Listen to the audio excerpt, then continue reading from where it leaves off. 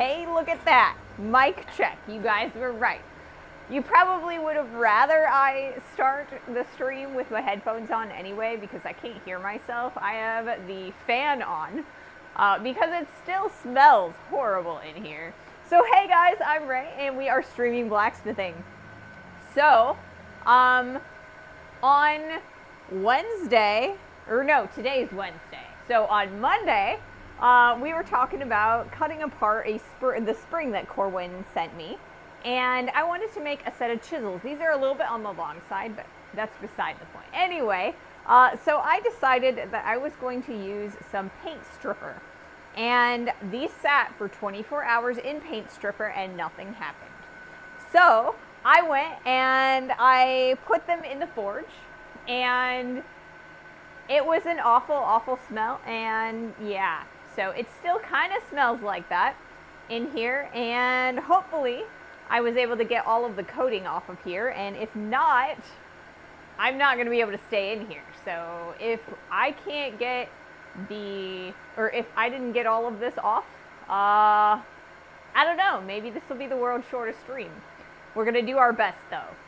Fingers crossed I was able to get all of this off of there. Okay, so we have an world's toughest, I know, man. It should have come off with the paint stripper. Like, it definitely should have come off. I mean, I can smell it. It's a vague scent right now. I'll be fine. Earlier, I had a slight headache from it, though. So if it happens, or like if the smell starts up again, I won't be able to stream today, unfortunately. Because I just can't risk inhaling it and getting more headaches and whatnot. Yeah. The butler's not going to be happy with me because they're going to be able to smell it when they get home, and they told me not to do that, and I just did what I wanted. So anyway, what we're going to do today is we're going to start up the big old forge. I have all of the forge bricks back in. We've got everything is nice and set up.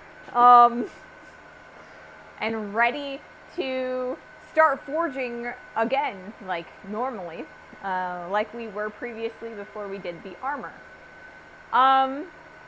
So yeah, fingers crossed I got the coating off, because I really want to make a chisel set. I think it's going to be a fun project, and it's really basic, but I think that, you know, you guys are going to really enjoy it.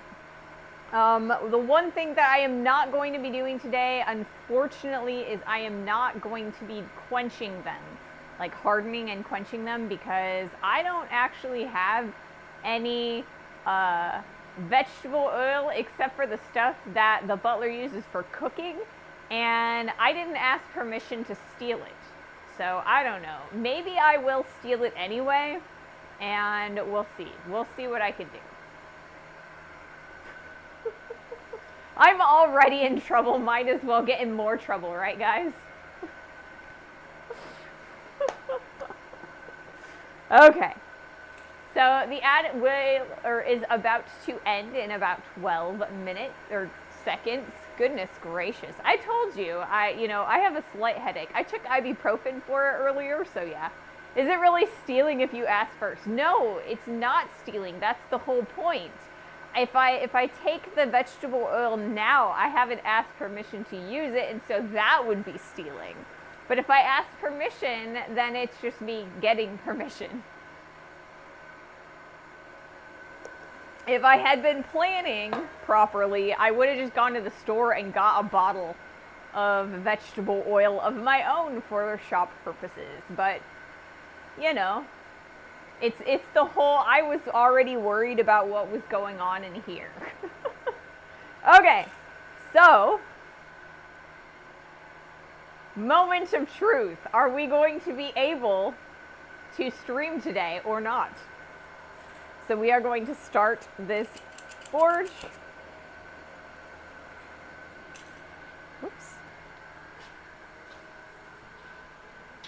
Moment of truth and all that.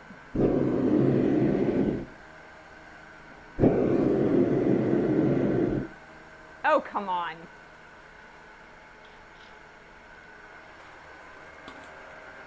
Goodness gracious. Oh, you know what? The ad break is, why did the ad break was there and now it's gone? Or I guess now it's in an ad break. I don't know. I'm just going to start the forge. I apologize if you guys aren't able to see this. But I think most of you guys that are up now are subscribers. Come on. Come on. Be a good forge. There we go. Goodness gracious. I don't know what my problem is. In my experience, if the initial burns gets the stuff where it can be brushed off. That is what happened. And I did run these over with a wire brush, so fingers crossed they're fine and they don't start smoking the place up again. All right.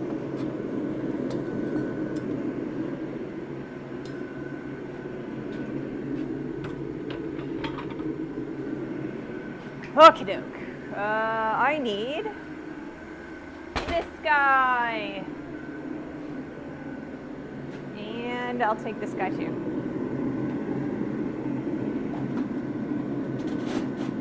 Okie doke. Good to go. I don't smell any weird smell, so we should be good to go, I think. At this point, I feel like the smell would already be overwhelming if we were going to have that as an issue today. So I think we are good to go. One problem, stepped over and avoided. Let's see if I can't turn this up just a hair without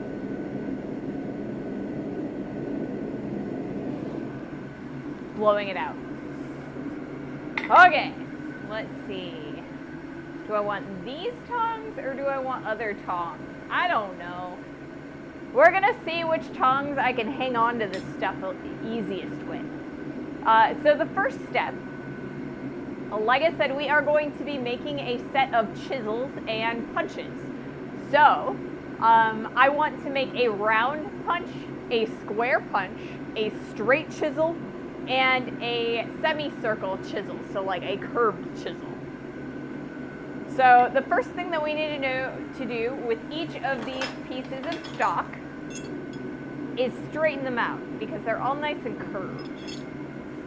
From there, we're going to start making the, drawing out the little sections that we need to shape our tools, and we're going to put a little bit of a taper on the back end, so as we start using these punches, we will make sure that we leave ourselves a little bit of room for mushrooming. So as we use them, the taper that we put on will just go to a parallel edge as opposed to a mushroom where they, fall off. So yeah, that is the goal, at least. We shall see how long this takes us. I have 1 day planned for it, but it could take us 2 days. I haven't decided what we're going to do Friday yet until today is done. If we don't finish these chisels today, then I will definitely do the quenching and tempering, the hardening and tempering on Friday with this before we start whatever else we're doing.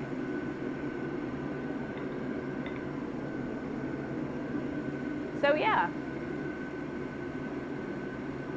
I don't know. So far, this week hasn't been too bad. We finished Monday's project on Monday, which was exciting, and I did a bunch of editing yesterday. The only thing that I feel like was kind of a disappointment was not being able to get the coating off of this steel with the paint stripper. Now, I don't know why that is. The paint stripper on the back, it said don't use it on like PVC or on plastic. And normally that means it's because it will eat through that. So I was convinced that it would eat through this coating, and it didn't. So I guess it is what it is. I have a whole bunch of paint stripper for nothing that I need right now. But that's all right, because I'm sure I'll find a use for it eventually, right? It's one of those things that could just like stay in the shop until, 6 years from now when I actually need it. The last time I used paint stripper was when I stripped the paint off of the bricks on my fireplace. I have no idea why, but the previous owner of my house painted the fireplace bricks white. And I was never able to get all of the paint off of it because bricks are very porous, but I did my very best. So they kind of look a little bit on the age side because there's just this like white haze from the paint. But it's a really good stripper, so I thought it would work. Not this sort of stripper, like the Dancy stripper, like paint stripper. So it's like a heavy corrosive acid. Springs are powder coated? Well, it felt like it was more like a rubber coating than a powder coating. So I thought that maybe it would work. Unfortunately, it did not. So I don't know. The next time I want to use the other spring or the rest of the spring, I'm not entirely sure what I'll do. I might spend a little bit of time grinding off the coating because I don't really want to burn it off again if I can manage it.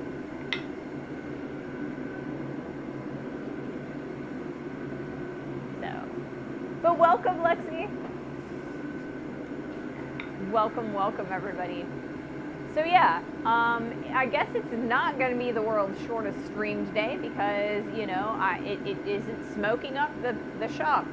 So I guess we're just going to be making some punches and drifts today. Yeah, morning. Good morning. Got your coffee yet? Got my rural friends that have bonfire. Oh, do I got any rural friends that have bonfires? Normally I do my own bonfires in my own backyard. So, I mean, maybe I'll do it then. I have to be careful though, because if we do bonfires, the butler always insists on being there, and they are very overly careful about things like this, so I don't know, we'll figure it out. I will be able to use it. I'll make sure I can.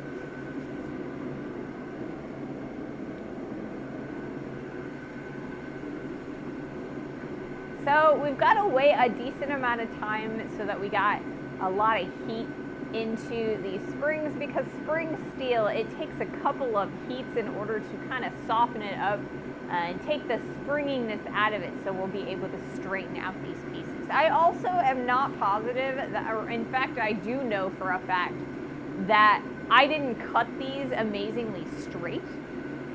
They're kind of diagonal, so we're probably going to end up doing a little bit of cutting using the hot cut. No, it's raining at the moment, waiting for it to let up before I slink across the yard to the house for a coffee. Ooh, I would too. I don't know that I am amazingly fond of getting rained on for a coffee, but then I don't drink a lot of coffee, so I don't know. I might be, running across a rainy field in order to get my Mountain Dew in the morning. Yeah, I don't know.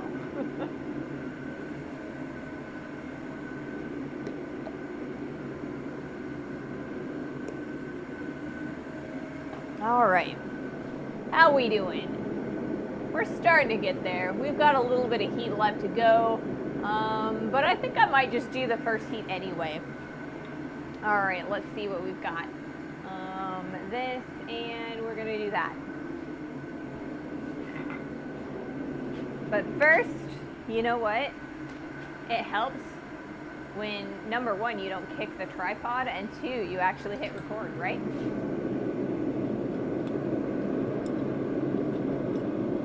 Once upon a time, I got the spring out of the forge the first time. Okay, here we go. I got it. I got it this time, I think. Fingers crossed and all that.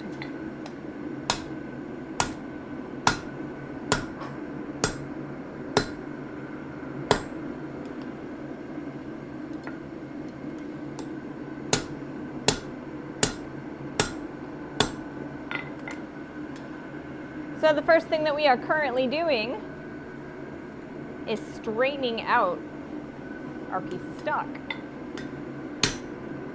Oh, I need to get some more heat. You can kind of see like there's a little bit of residue left. That yellow right there, that's some more of that residue. So we've got a little section that I've straightened out pretty easily. I think I'm gonna change these tongs. I'm not liking them. But hopefully we can straighten it out pretty quickly on the whole. Just go for it. You need a shower anyway. Right? Oh, I'm starting to smell that smell. It's not too bad though. Yet. Okay, so I'm going to change to these tongs and we're going to see if these help. So yeah. We have 3 pieces that we need to straighten out. I think what we're going to do is we're just going to do them one at a time. You might be able to bend it mostly straight in the hardy hole. I mean, that's true. Maybe.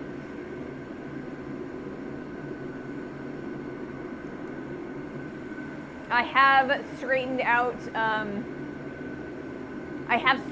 spring in the hardy hole when I made my rapier blades. I actually used a truck spring very similar to these, although it wasn't coated in like plastic. It was coated in a little, thin surface rust, so I didn't have to worry about that part. So I did actually use both the Pritchel and the Hardy to kind of straighten things out a little bit. And then in the end, I also used, just the flat of the anvil. Gotta go to my daily safety meeting. Well, think safe thoughts. We'll see you later. Thanks for joining us.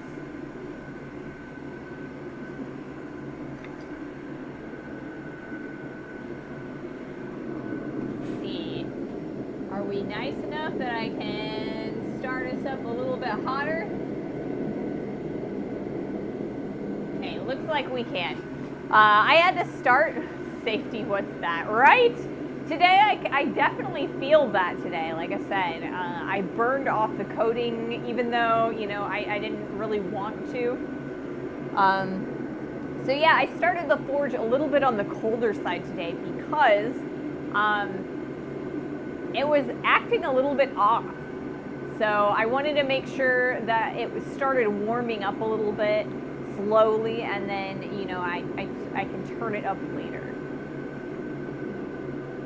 Safety third, even though, safety should be on your mind all the time. On your mind all the time.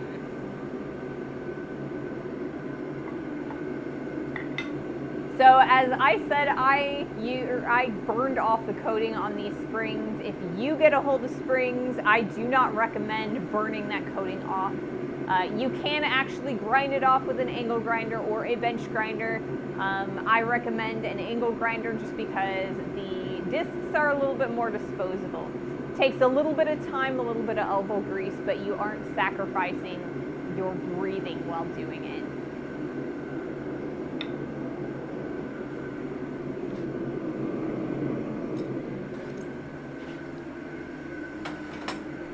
Gotta give that disclaimer and all that. All right, let's do another heat. All right. So I've been working quite a while already today, on and off, with this stuff. So we'll see how well we do.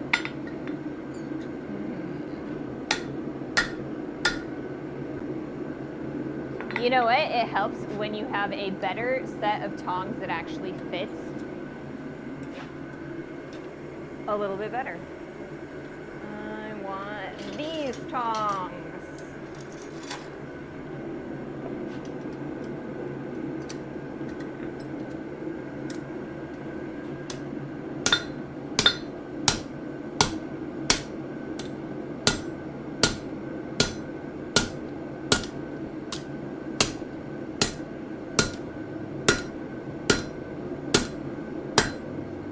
All right, back in the fire. We've almost got it straight.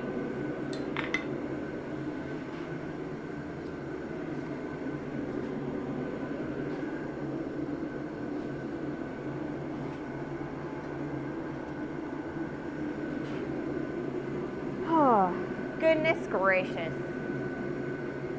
So yeah, I've actually been out here on and off all day, so I'm a little bit on the tired side and my breathing is a little bit thin.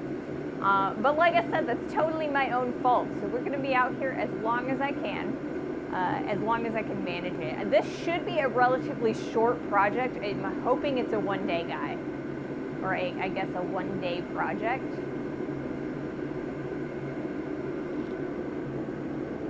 So earlier I was talking about how I still kind of smell that smell from burning off the coating. I think really the smell that I'm smelling, the paint stripper that I used was like this orange stuff.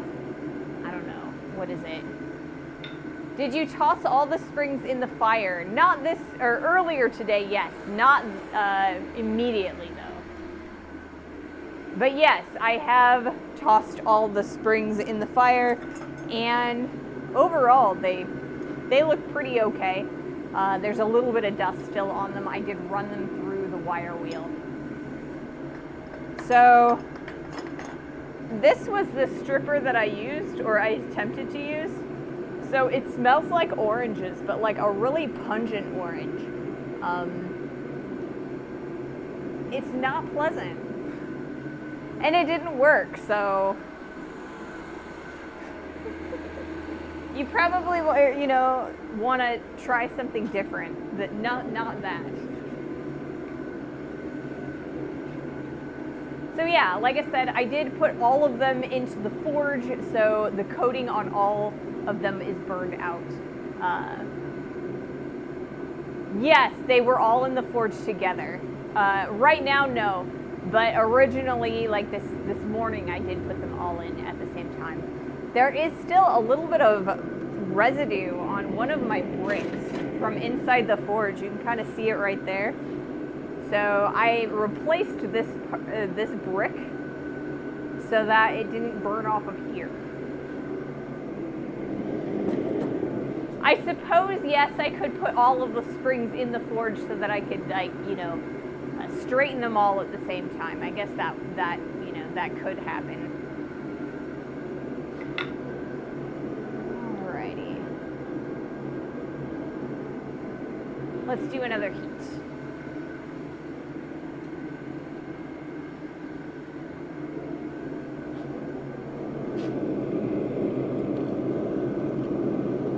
Okay.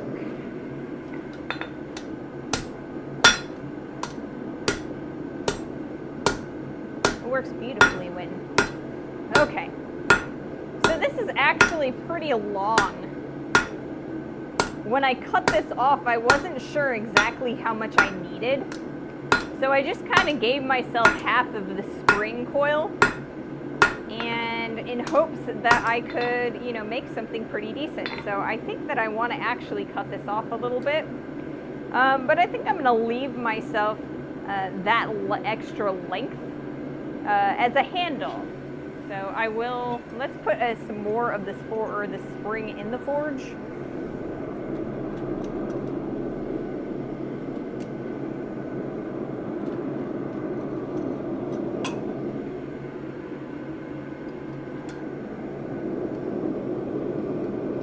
For those of you at home, I did almost grab that piece that was on the anvil.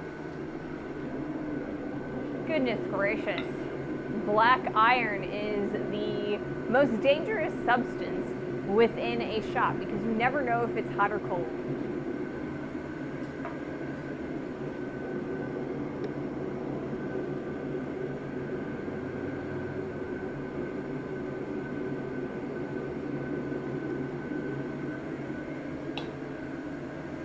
We are apparently experiencing a little bit of a rush hour right now out in front of my house.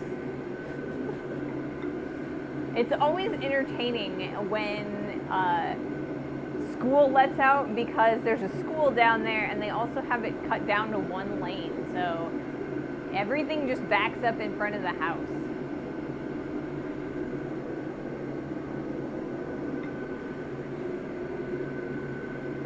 So yesterday, I was able to watch Tim the Blacksmith on Twitch for a while.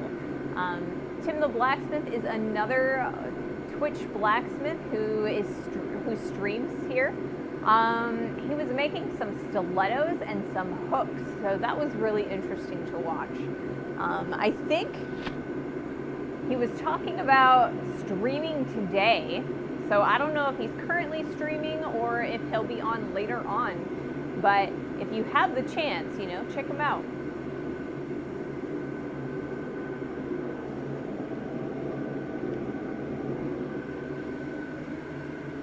Let me give a shout out.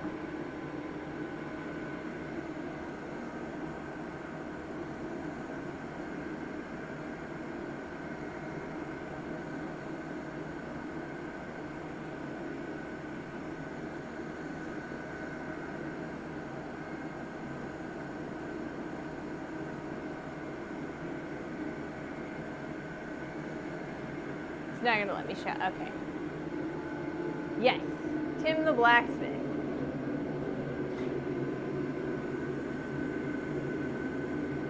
So yeah. Oh, today's Wednesday. I'm supposed to talk to you guys about the new video that came out today up on YouTube. So on YouTube, I have the video for our trivet that we made together. I posted that one this morning, so hopefully you guys check that one out. Hey Bluesy, welcome to the stream. You watched it, thank you. So I'm trying to give a little bit more commentary, or I guess leave a little bit more commentary in my videos in hopes that it makes it a little bit more entertaining to watch. Some of my previous videos were pretty dry with the dialogue, so I'm trying to like figure out what's a good amount of dialogue and jokes and things like that, and what I need to take out. The video made it look easy, right? While my goats watched it, I was in and out. Well, I appreciate your goats viewership, you know? Yeah, I kind of do feel like I made it look a little bit on the easy side, but some of the harder parts of making that, I didn't have very good footage of it, so I don't know, maybe I made myself look a little good, and maybe, you know, that just allows, or, you know, encourages people to watch the live stream so they can watch me do all of the dropping and the screwing things up. I think that I even took out the fact that I attempted to drill the holes at first instead of just punching them. OMG, you beautiful normal person. I don't know that I'm normal. Also emoji. Welcome, welcome, welcome. All right, I've got some hot metal. Let's pull that out and we'll see what we can do. Straightening out some more of this coil spring. I think I'm going to change the angle on this camera after we do this heat. That way we have a little bit of more variety.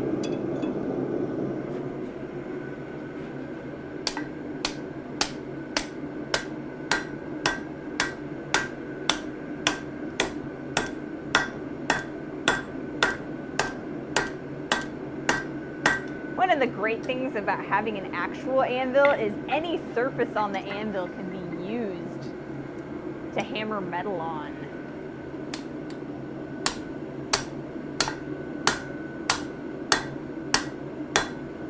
All right, more heat.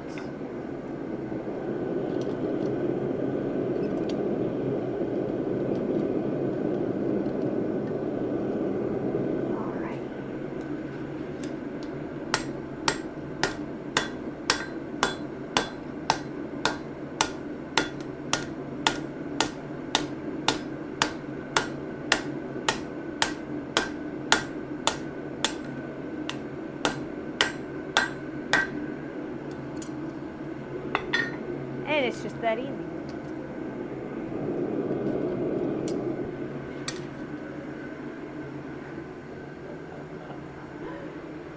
knows he isn't normal. Corwin, I think you're pretty normal. Uncle Bo, thank you so much for that follow. Welcome to the stream and welcome to the community. There's normies and then there's Twitch normal, right? You have to preface it or, you know, put an asterisk on it. Like anybody who watches Twitch for hours a day can't be like completely normal, you know?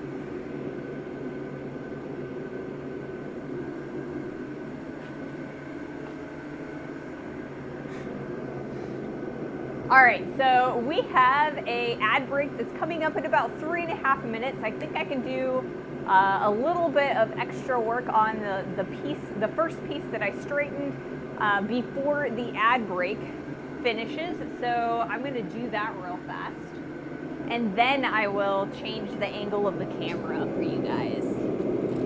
Actually, it's more for me. It's what I want to do with my camera because reasons. Or I can drop one of my curves. That's fair too. Okay.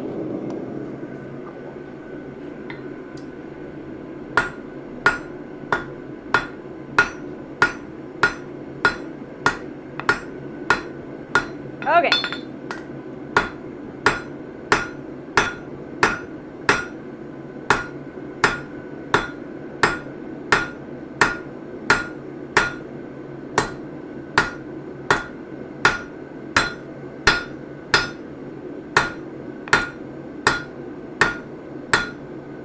More heat.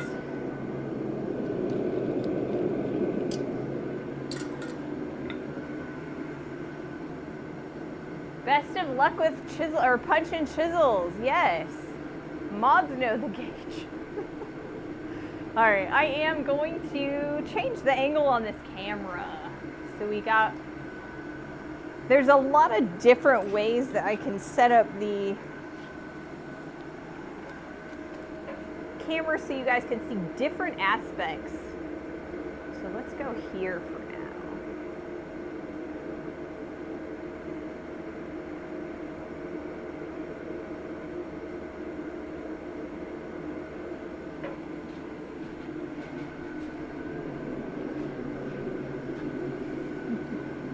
All right, so we've got an ad starting here very shortly. Once that ad is over, we'll probably do a little bit more straightening on those two really curved parts of spring. So what this is it is a part of a truck spring. I cut each of the loops in half, and so we're straightening those out. That's the stock that we're going to be using for making 4 punches and chisels.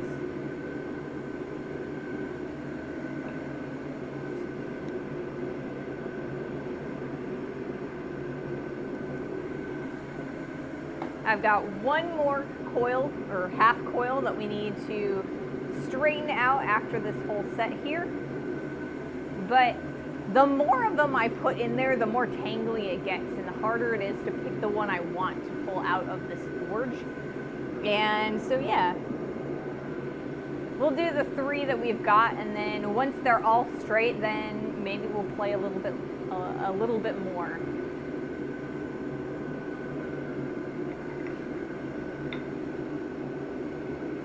So on Instagram, there is a group of blacksmiths that do a monthly challenge.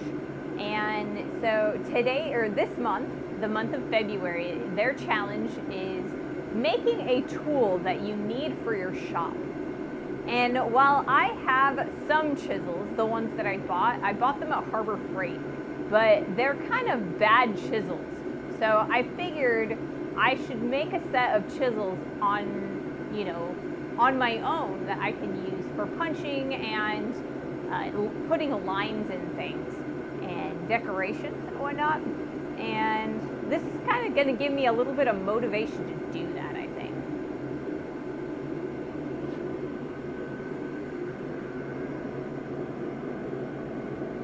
Ooh, the forge is nice and hot. I'm actually pretty happy with that. I forgot how warm the forge could get with the bottom floor raised.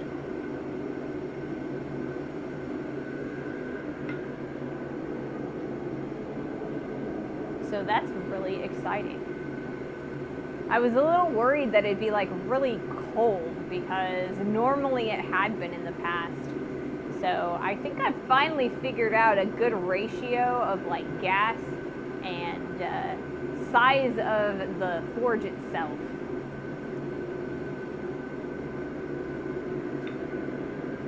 I hope anyway.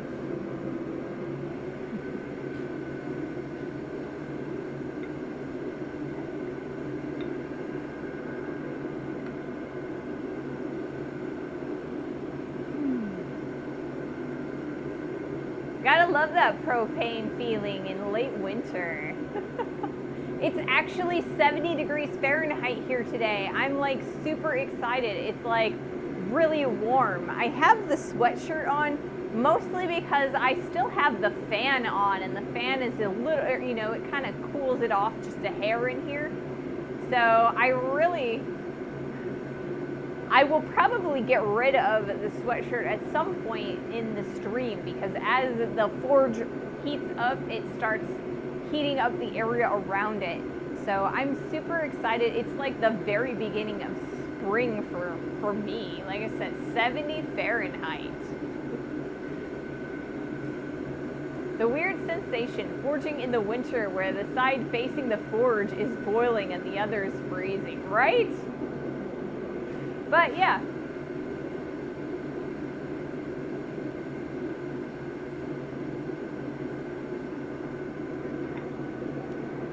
So one thing, or my one rule about chat in this stream is that I don't allow politics and I don't allow religion, because I want this space to be a sanctuary from all of the crazy that's going on in this world. So you know, I want to have fun. I don't want to think about whatever else crazy is happening in life. So this is my happy space. So we don't do politics here.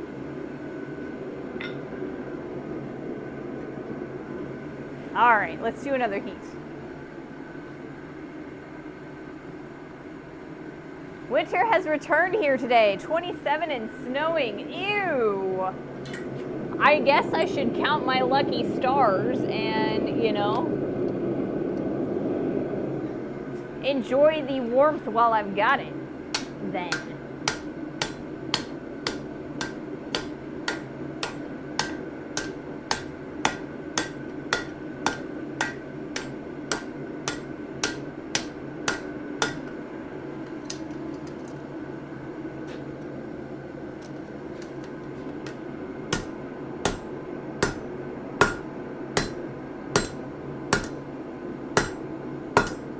All right, yes, we're getting plenty of heat. Super excited about that. That's nice, straight, ready to turn into a punch or chisel. More heat for that guy. Now let's see if I can't pull the other one out.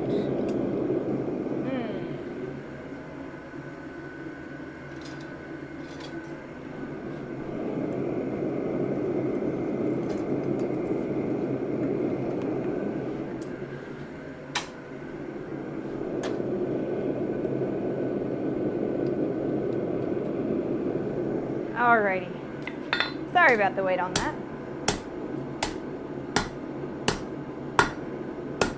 So I've got that inset, you know, so when I'm struggling to take things out of the forge, you kind of have an idea of what I'm up to.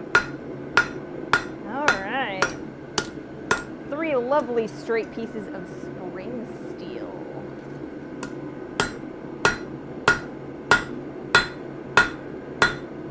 Alright, more heat.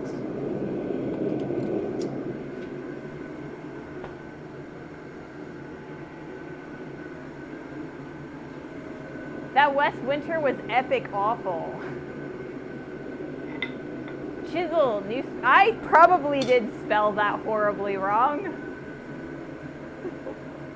I am the worst at spelling.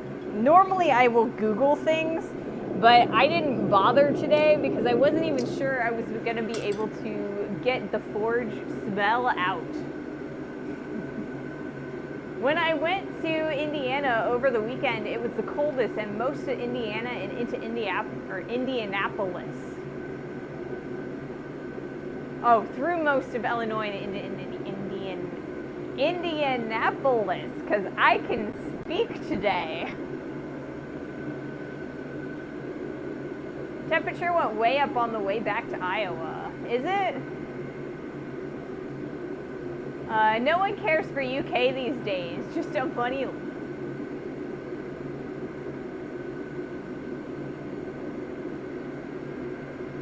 But yeah. So yeah, like I said, it's super, super nice today. It probably won't stay nice for the rest of the year. This isn't like the beginning of spring. I hear it's supposed to get a little bit colder later.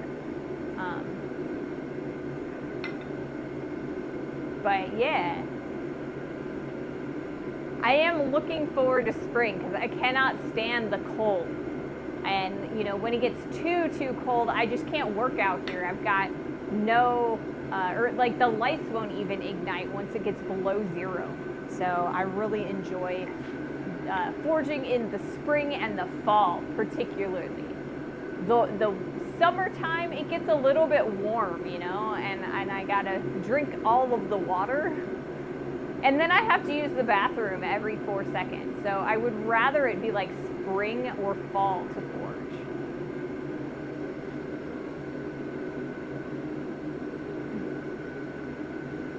I can't wait for longer days. I can't either. So once again, I don't allow politics and religion in chat. And so if you guys would like to continue to talk about politics, I will have to ask you to maybe send it to DMs or find a different stream. You know.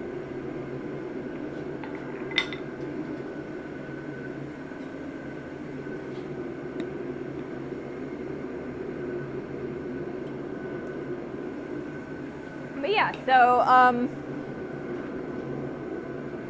like I said, we are going to be making a round punch, a square punch, a flat chisel, and a curved chisel. So yeah, I have to decide which one I want to do first. I think the easiest one to do is probably going to be the punches.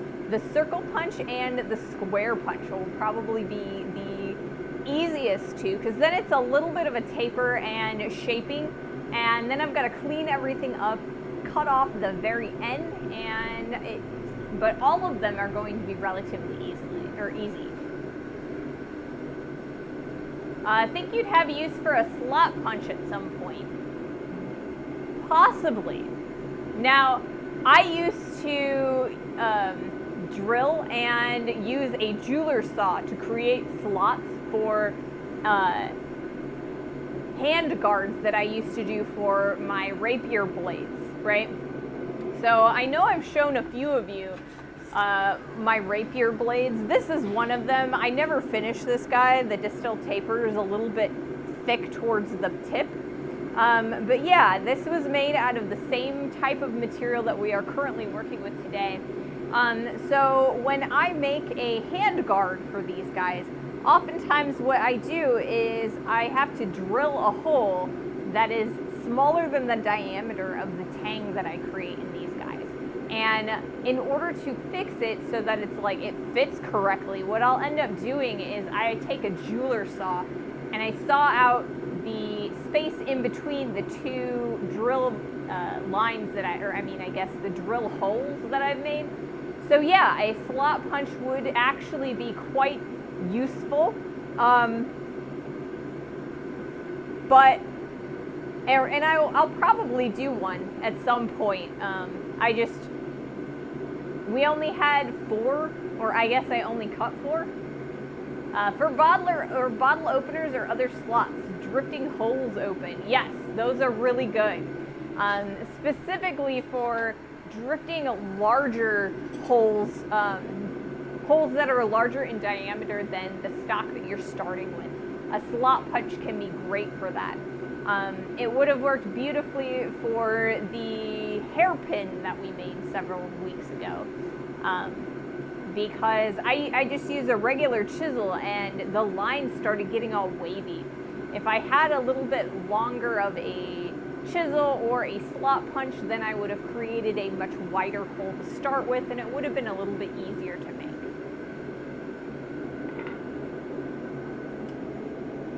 All right, let's do another heat.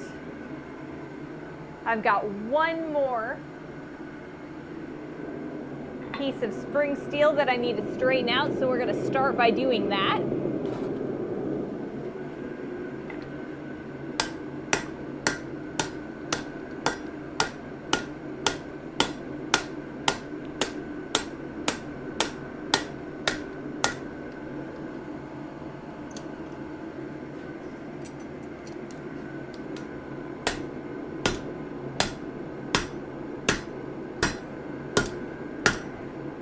I'm getting super amounts of return while the spring steel is on the cooler side. So we've got a lot of like little dings and nicks from the edge of my anvil. So when I hammered it like so, I was kind of dinging it on the corner. So we're going to have to spend a little bit of time refining that, bringing it back to round. So that's another thing we'll have to play with.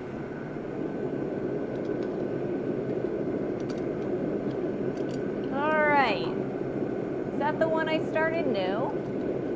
I think it's this one. Let's see if I can't pull it out of the forge. Okay.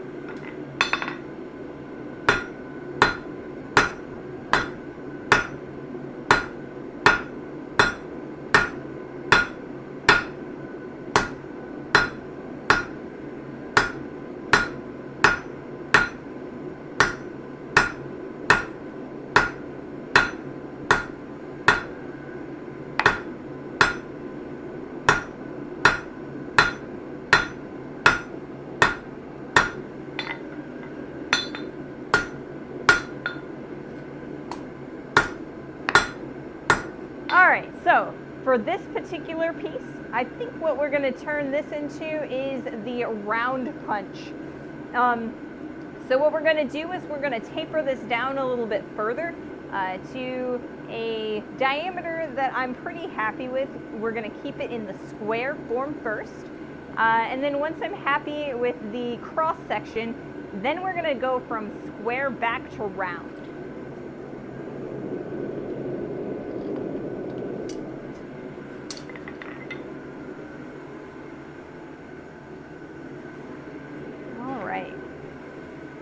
New angle.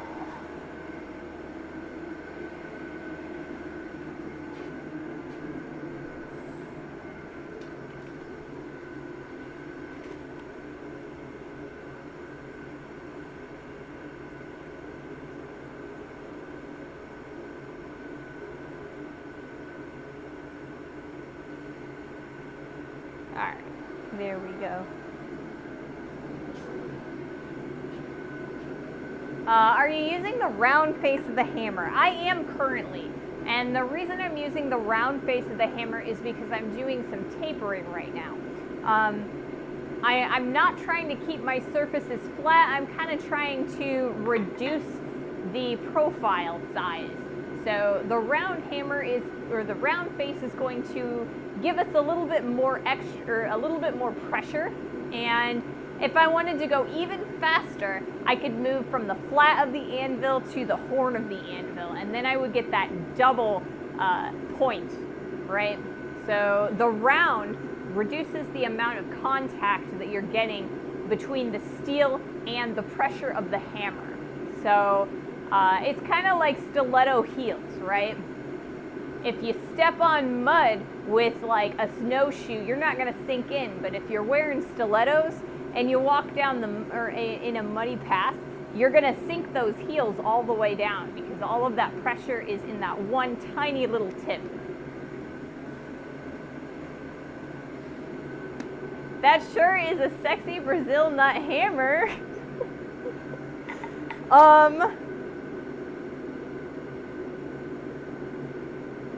I am the worst person ever because I don't remember who this is made by.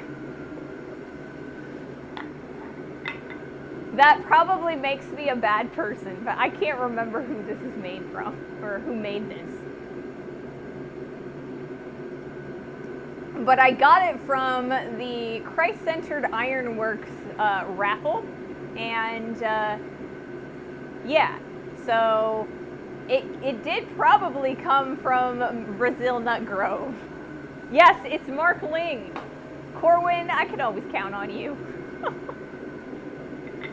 Yes, Nim, it is opposite of tank treads. That's why you want tank treads when you're going through the mud and all of the, like, you know, the trenches and stuff. That way the treads will kind of roll over all of the lumps and bumps and things like that, and you have a nice broad surface area to kind of distribute the weight of the tank. Whereas, you know, when I'm using the round of the face of the hammer, you know, I'm putting that pressure into a point. Oh, I thought it was when you got at Quad State. I forgot about the Mark Ling. Yeah, I do want to get a hammer at Quad State this year. I've also been told by a bunch of the guys from Brazil Nut Grove that I visited last year, and that was my one free pass, and that if I want to visit again this year, I have to make a hammer. So when we go, we will probably do a video of me trying to make a hammer. I don't know if I can actually do it though. Because usually, you know, when you're making a hammer, like your first hammer at Brazil Nut, they make you strike, and I don't know if I can do that. It's hammer time. Yeah, I want to make one, but I don't know if I'm capable of striking these days, you know? It's a lot of effort. So I don't know. We'll figure it out. I will get a hammer made. I may just have to be the driver. Gotta start training, right? Spring training. Well, I mean, I've got a sledge that I could train with. I just don't have a striking anvil. I'll have to go and like make one. But yeah, I think this is like an 8-pound striker. So yeah. I have one, I just, you know, it's more for butler use than Ray use.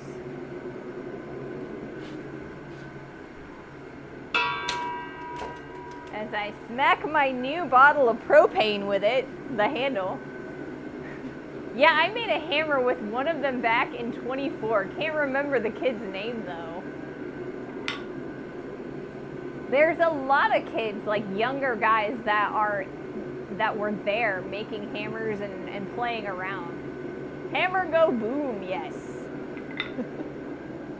All right. So what am I gonna do? What am I gonna do, guys? I am gonna make a round punch is what I'm gonna do.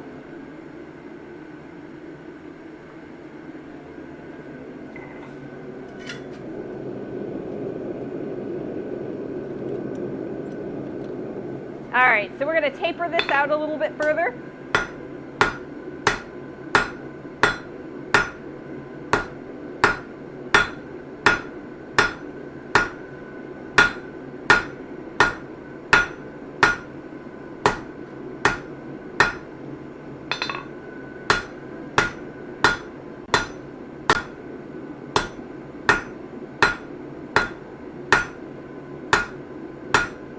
I gotta say that I absolutely love the distribution on this hammer, like the weight distribution. It's very balanced. It's like nothing to get a full blow on this guy. Most of the hammers that I've owned previously to this guy, I actually bought them from like hardware stores and stuff. Are you going to taper the punch or temper the punch? I have to decide whether I want to steel the butler's cooking oil so that I can temper it, or if I want to be a good person and not steal it and wait until Friday's stream.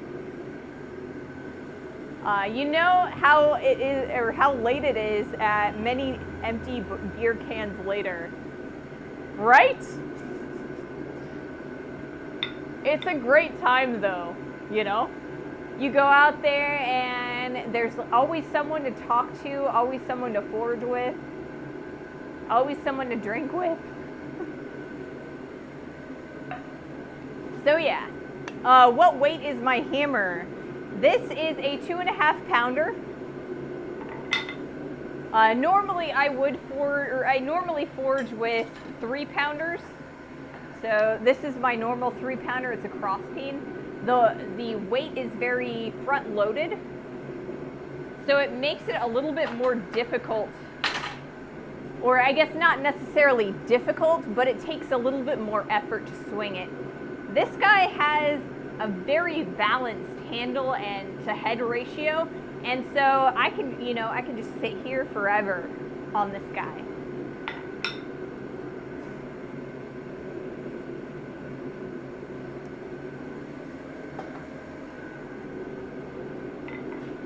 But I mean, you know, it's pretty good. I can do this for a while. You know? This is a lot harder than, you know, it looks, so, you know. But I can do this a lot easier with this guy than with, you know, some of my other ones that don't have quite the right balance between the heads and the handle. And I mean, you know, the ½ pound difference, it's not that big of a deal. All right.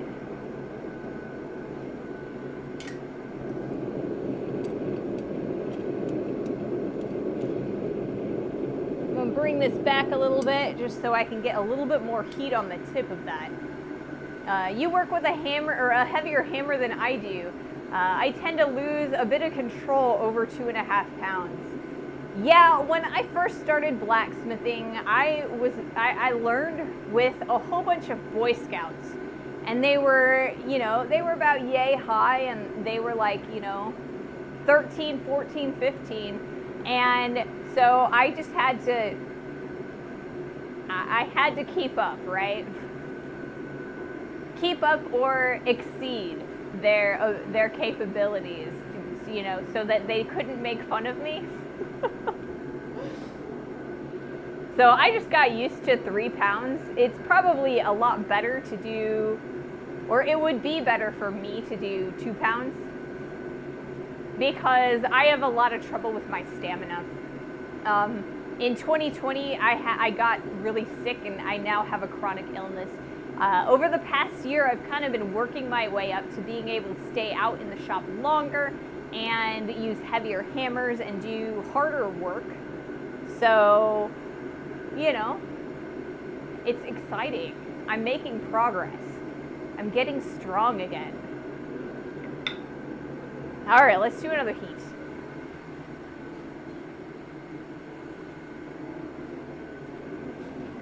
But yes, I had to show off for the little boys. Show them that girls can compete too.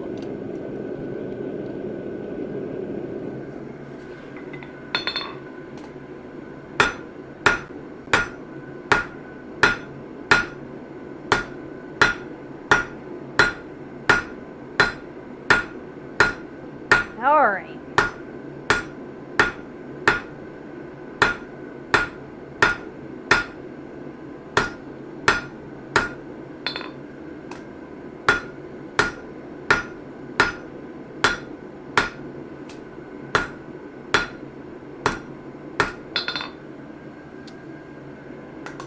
All right, now I'm switching over to the flat hammer because I'm trying to kind of make sure it's nice and pretty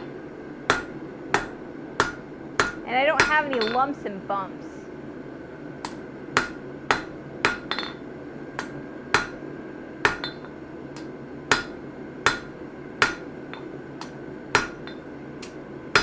Next heat, what we're gonna do is we're gonna take these corners off of here. We're gonna turn this from a square to an octagon and then back to round.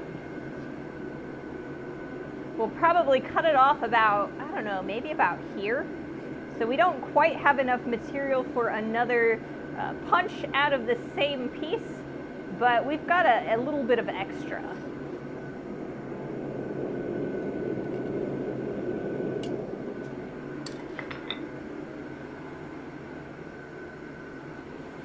It's whatever you're comfortable with, though. It's that important, so long as you're happy.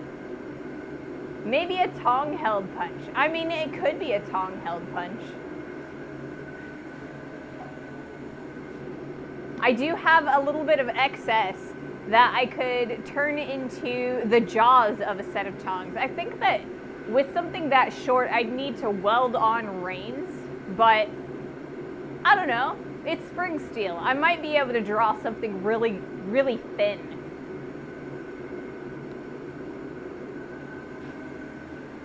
Really thin. We'll see. Once we get done with these punches and chisels, I don't know. We'll see what we do with the rest of the stock that I've got.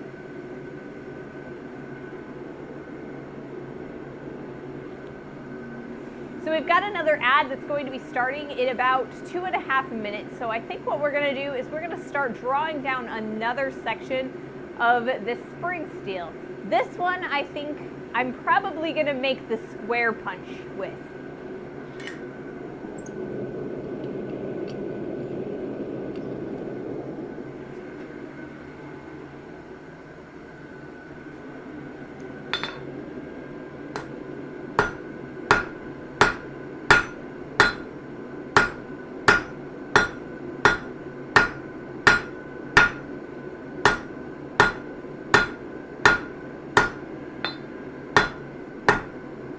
Ah.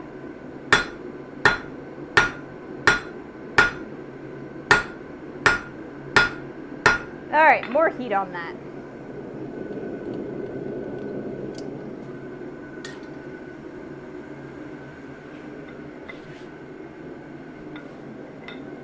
I hate when I completely miss the piece. I don't know why. Every once in a while, I do. All right, I am tripping over this piece. Or not this piece, this extension cord. So I'm gonna pull this apart. If you taper it a lot, you might be able to make some repoussé tools. Ooh, that would be cool to do. I should definitely do a set of repoussé tools too. I did actually turn one of my Harbor Freight chisels into a lining tool for repoussé. It was really thick though, because we were going to be using it for lining on an armor piece. So I didn't have to do anything too terribly small. So I was able to get away with not having to make a special tool. But a lot of times you do have to make these tiny little tools.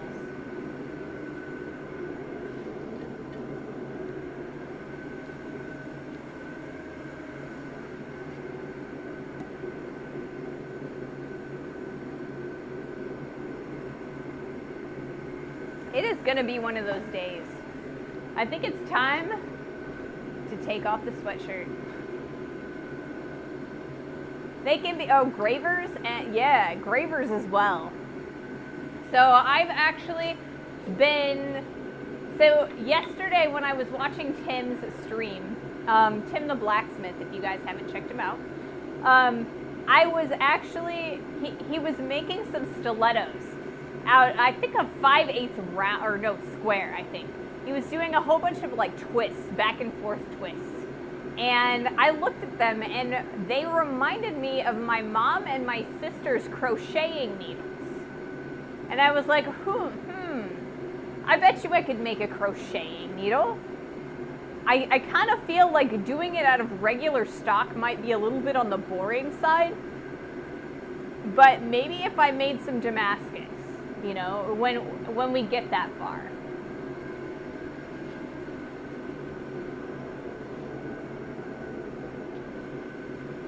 I think it would be cool.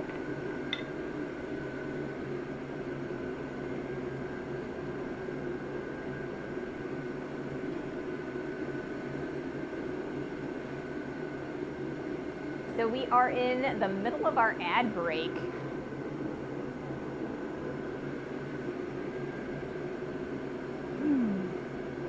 But yeah, I'm super excited about this hammer. This hammer is great.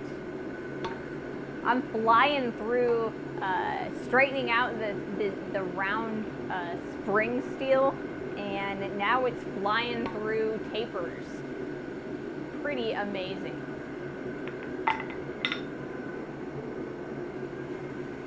I want to get a Brazil style cross peen too, because I think that would, you know, I like the ability, or I guess I like the balance of these guys. I really want a cross peen with the same balance.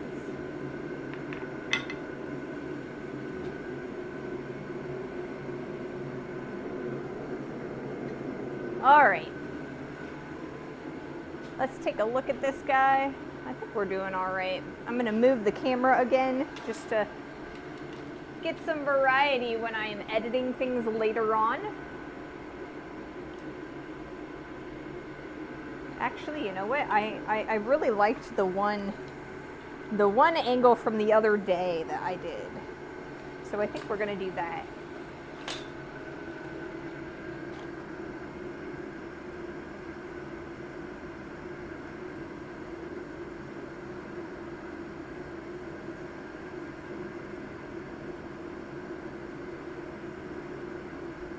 Okay.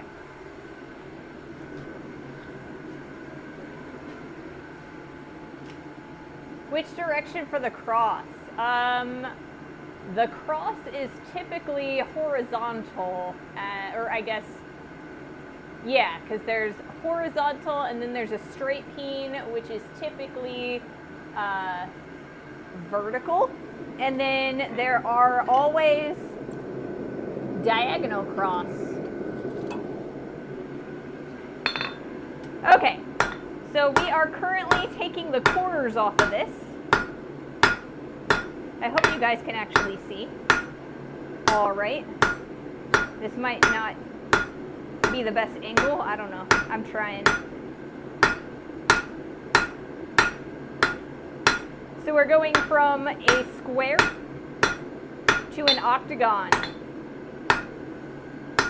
Taking all the facets off of this guy.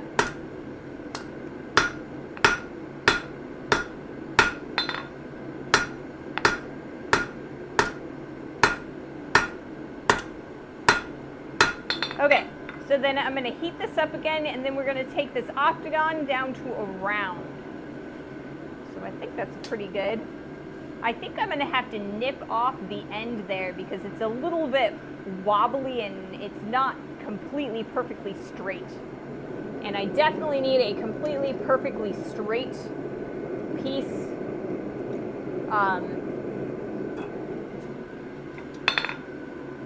As a punch.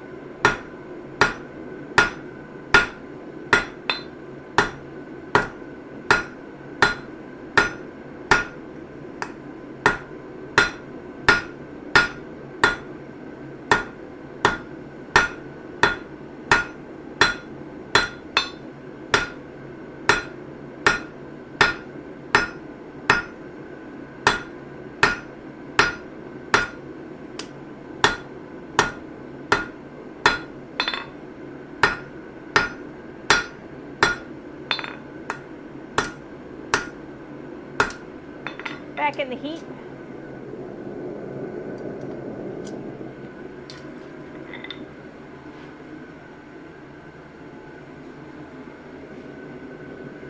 Yep, it's coming through. Good. I'm glad that you guys can see from that angle. I think it's a pretty good angle because then you can kind of see exactly what's going on the front corner of the anvil.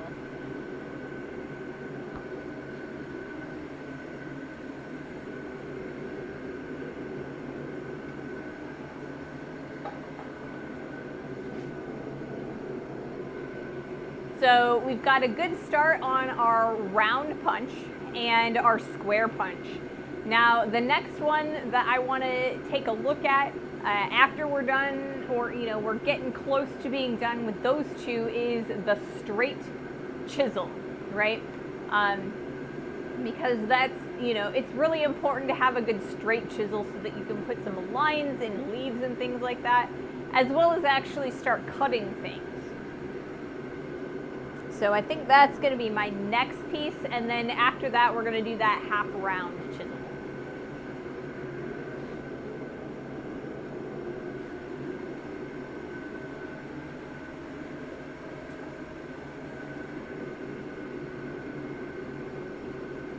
It is going to be a multiple water day, I think. In the summer, I have a tendency to go through 3 glasses of water, and then I also go through a 20-ounce Gatorade, and I think we're not going to be quite that thirsty today, but, I think we're going to be, the 20 ounces of water and then a 20 ounce of Gatorade. I think it's going to come out pretty quickly.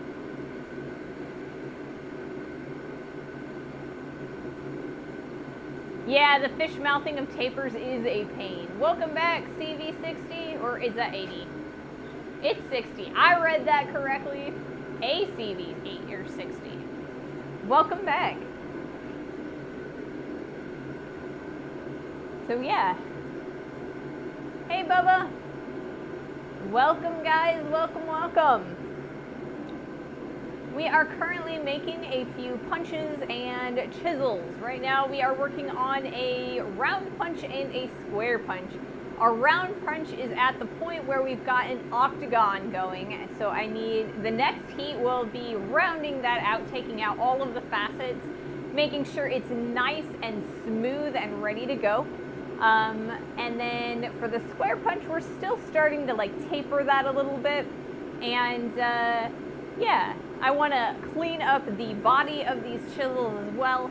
I did make them out of sections of spring steel, so when I straightened them out, I used the front edge of my anvil, and so there's like little divots and indents from the corner of the face.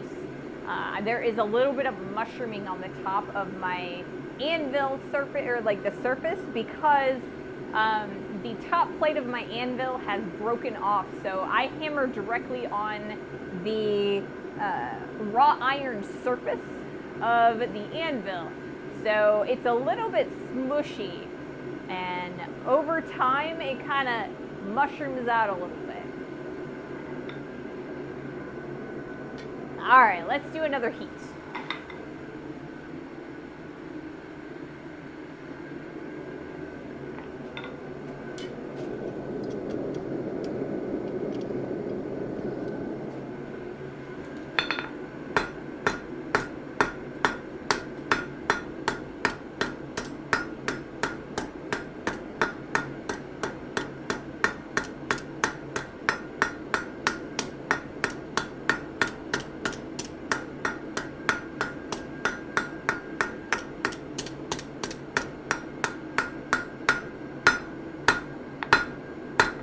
So it looks like some of the back corners have retained a little bit more of their edge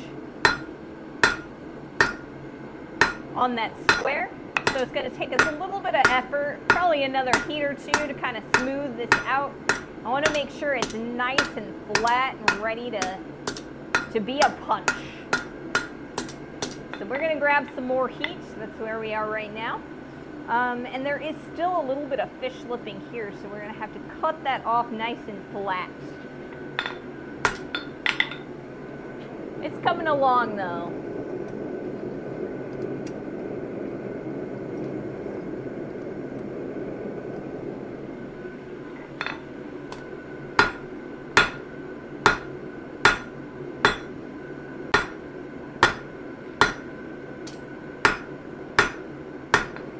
Has a severe angle on the tip of it that's happening, and that's partially because when I imagine when I cut this piece of steel, I didn't have a straight 90 on it, so we're definitely going to have to flatten that out a bit.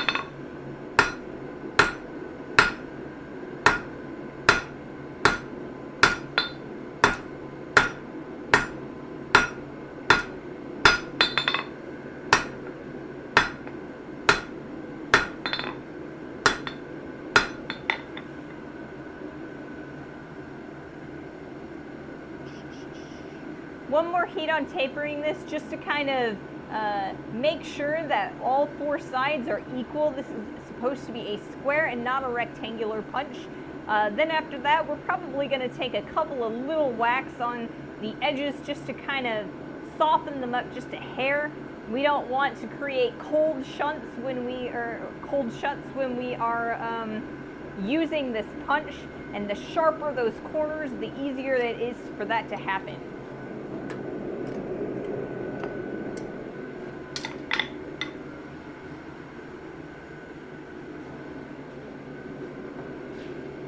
Few more heats on these first 2, and then we'll start working on the second 2. We're working on the punches right now, and the chisels will come next.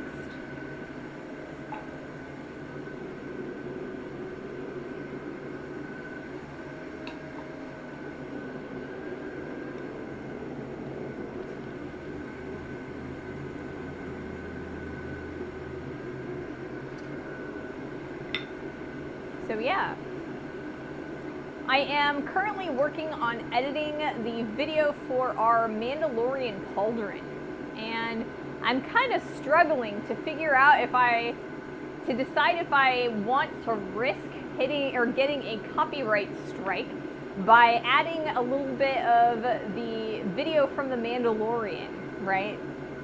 We made the shoulder, and there is some scenes in the show of the armorer making the pauldron, and so I'm kind of debating if it's worth putting a couple seconds in here and there, or if I should just, say that it's the Mandalorian pauldron and leave it at that. I found some pretty Mandalorian-esque music to put in there, so I won't have that as a copyright strike. A few seconds of footage is fair use. You can make a reference. See, that's what I'm saying, right? I feel like I can use a little bit, but I don't know how much exactly. Don't quote me on this, but I think under 6 seconds is fine. Okie Papa, thank you so much for that follow. Welcome to the stream, welcome to the community. Yeah, so I'm kind of like trying to debate, where I want to intersplice it, how I want to go about it. There's also, I had considered, so you can find guitar tabs online. And I don't know if you guys are aware, some of you may be, some of you aren't. I'm a bit of a musician occasionally. So I just use a MIDI program. FL Studio is my MIDI of choice. Or I guess my, what is it? It's my program of choice. Anyway, I could theoretically change the instruments and maybe arrange it a little bit different and put some of the chording and stuff of the Mandalorian's theme song in there. Maybe a snippet here and there, but I think that maybe putting a little bit of the show in, or just the title. But I'm kind of debating what I want to do, how much I want to put.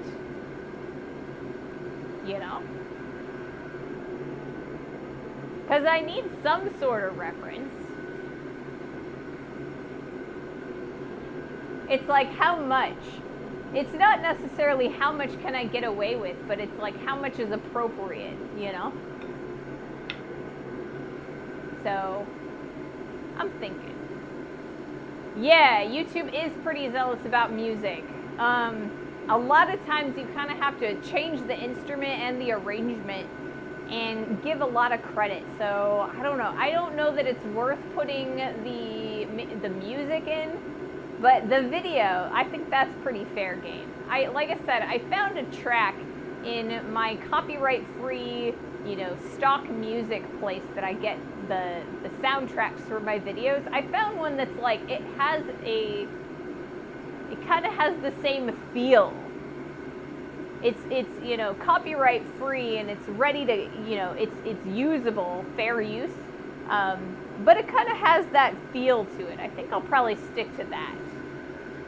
I've had videos get copyright strikes because the hammer strikes trigger the algorithm for music. Ooh. I've not had that happen. Yeah, I've not had that happen yet. I tend to do relatively even strokes, or like strikes on the face of the anvil, but yeah. I've not had that happen. I'm glad. All right, let's do another heat. So maybe we'll shy away from the music and just put a couple seconds of the video with like the armorer or something.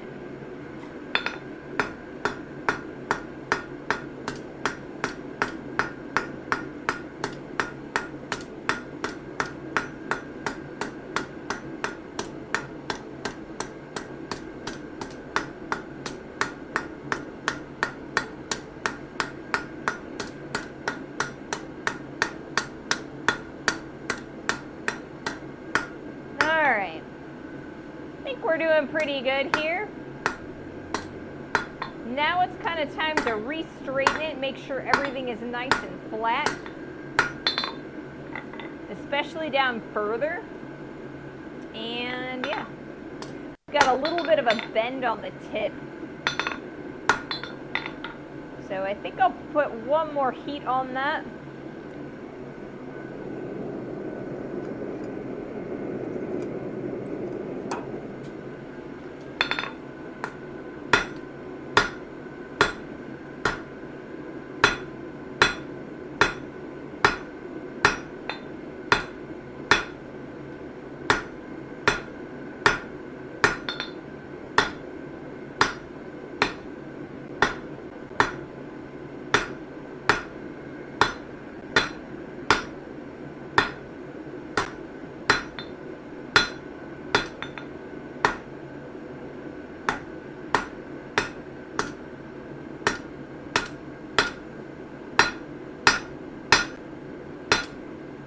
Alright,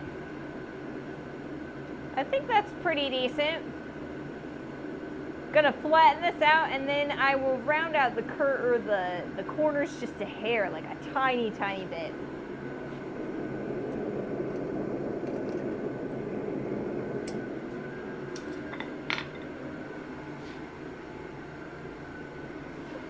I dare someone to start hammering hot for teacher.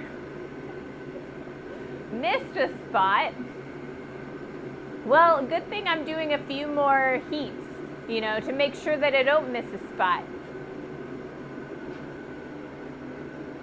Alright, I'm gonna change the camera angle one more time. We'll go back to this camera angle when we're starting to use some of the, or when we're starting to do some of the chisels, just so that I can have a variety of shots.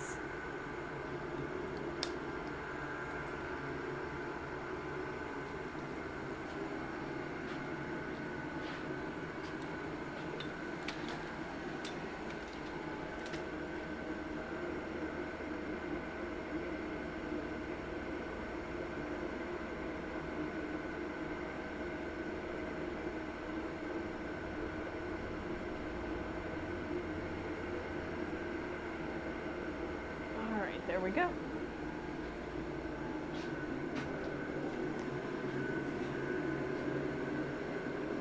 I also used some music from Rob Ho's band Devil to Pay, and it took almost a year for that one to strike. He said he's never got any money from it. So like I said, I write music. I'm a little bit of a musician, and I've written music before, and I started with like copyright-free loops that we purchased with Sony Acid before I had FL Studio, and that's another, you know, legal to use music. So it's just like loops of whatever, and I put a whole bunch of them together. And I wrote it. I even chopped the loops that I had and put them in different orders just so that I could mix it up a bit and get the sound that I wanted. And that copyright dinged. We ended up being able to appeal it, and we got it back. But yeah, we got a strike from music that I wrote.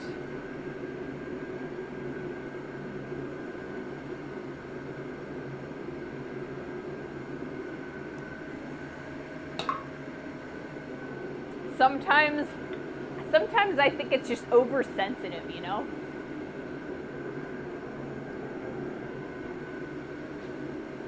But yeah, I've been pretty good so far as to, you know, using royalty-free music, and I put all my own footage that either I shot or the butler shot in all of my videos, so I haven't been copyright struck yet on either my Twitch or my YouTube, so I'm pretty fortunate there.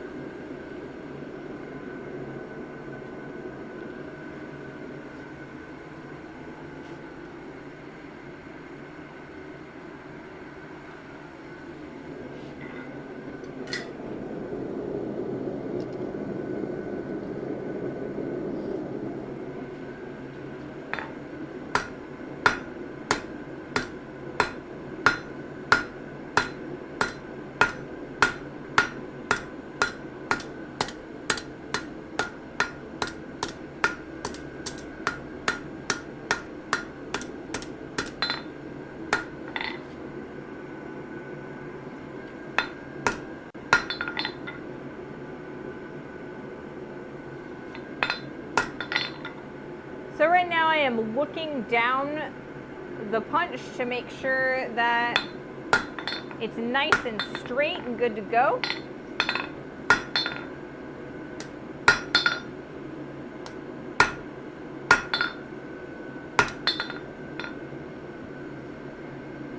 I think a couple more heats and we'll be done with this guy. I keep saying that, a couple more heats, but you know what? It's true.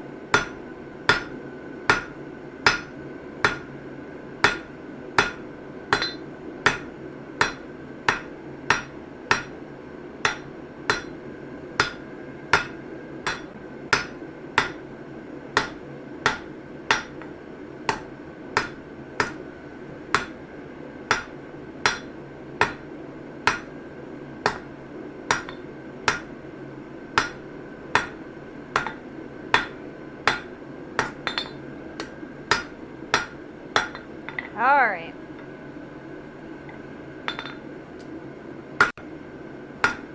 Almost done with both of these guys.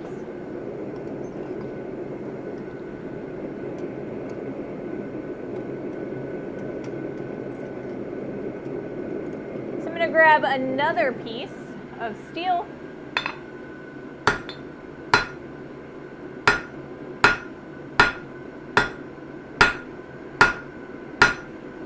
We're going to start making our chisels.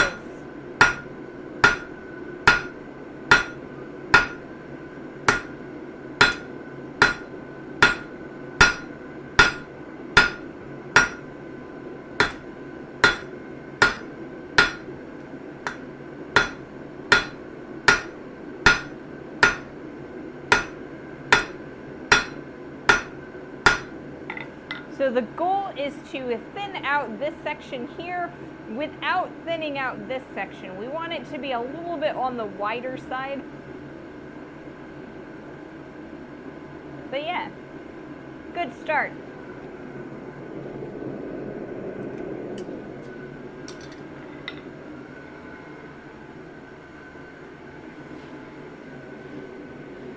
It's like you're gaming at night and trying to go to bed. One last, guys, one last. That's always how it is around here.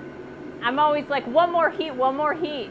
We even have an emote for that because I say it so many times. It's like a catchphrase for me.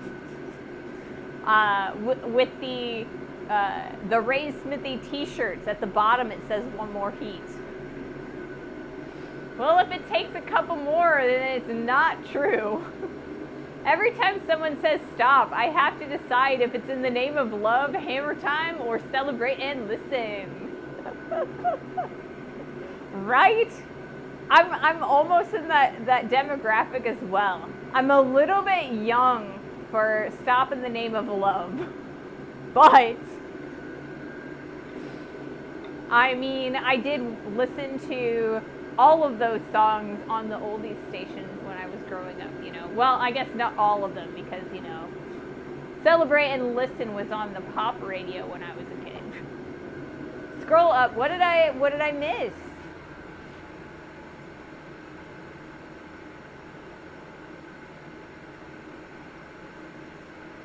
When you've been struck by the YouTube police. You've been struck by a smooth criminal. I got it. I see it, man. I see it. It was a good joke. All right. So we have an ad coming up in about 3 minutes. So let's see if we can finish out the 2 punches in that 3 minutes. I mean, I don't know. We might.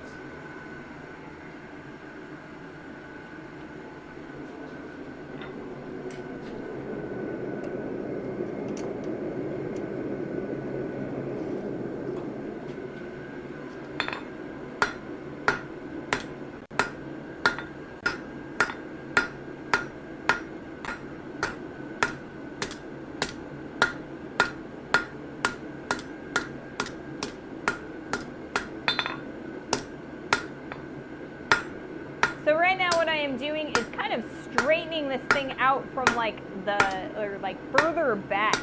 There's nothing worse than having a punch and have it be curved towards the handle, because then you're gonna get a crazy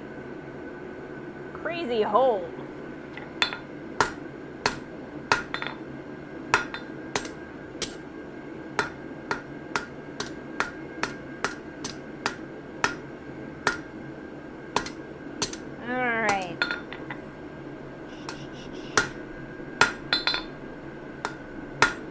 Happy with that. I think now the next thing that I need to do is decide how long I want this thing to be. So I am going to heat this up again, but it's really for like more of a normalizing cycle.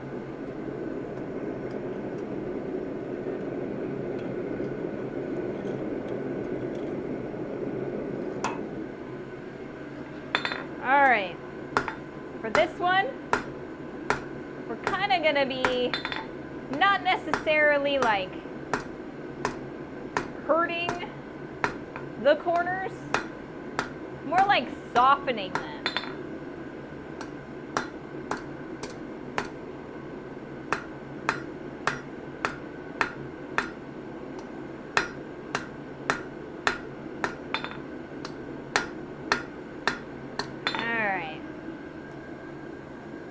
Looks pretty good, actually. So now we're going to need to straighten this guy out.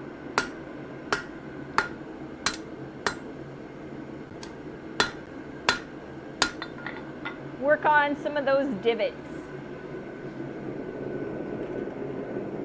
What time is it? Do I have enough time? I don't. So I'm going to wait until the ad is done in order to start working on my next chisel. The one that we just started working on. All right, I am out of water. It's my last swig. So when this ad starts, I'm gonna go in the house and I'm gonna take a look at the to see if I have any cooking oil. My favorite oil to use for quenching and hardening is canola oil. I can also use like corn oil as well. So I'll see if I have enough of that, and then I will also grab a Gatorade. If you're going to harden and temper, make sure you do 3 normalizing cycles first. I've had plenty of them spiral crack, and not from doing that, or from doing that before Roy told me what I was missing. Well, then we'll have to do some more normalizing. All right, I will be right back, guys. We might end up having to do a little bit of waiting, a waiting game on the quenching, if that's, oh, I don't have enough vegetable oil anyway.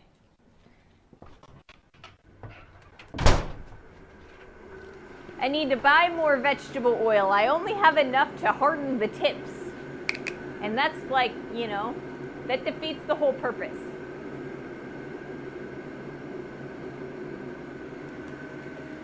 All right.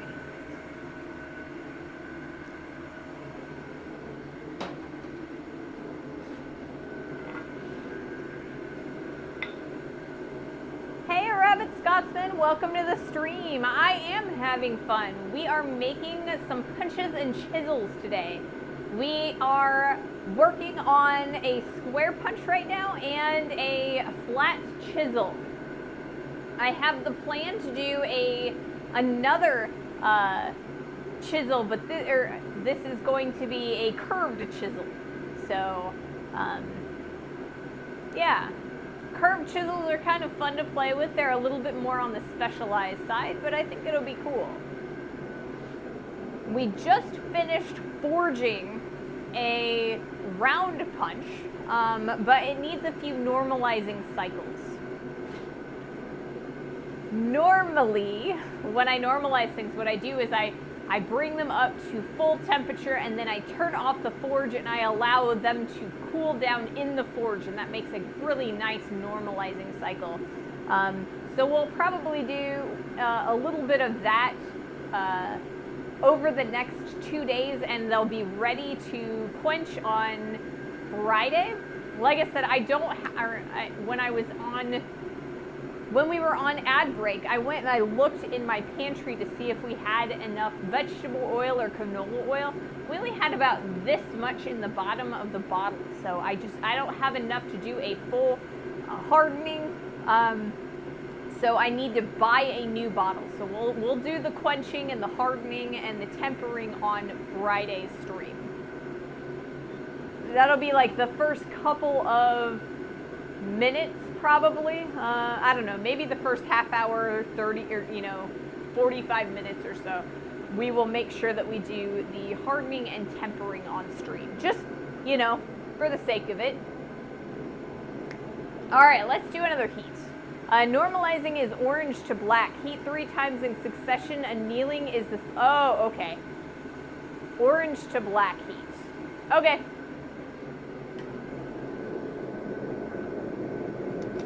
Well, then I should probably pull this guy, and because it's kind of orange right now, and then I'll let it go down to black.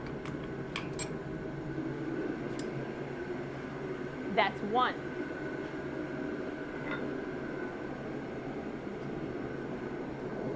All right, let's do another heat though for our other pieces.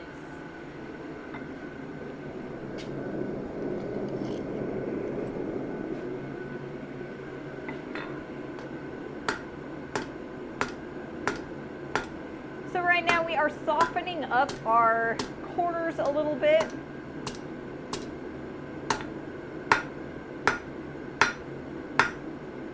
Right now they're relatively, they were relatively sharp. We're in the process of kind of like straightening things out, making sure that we're good to go.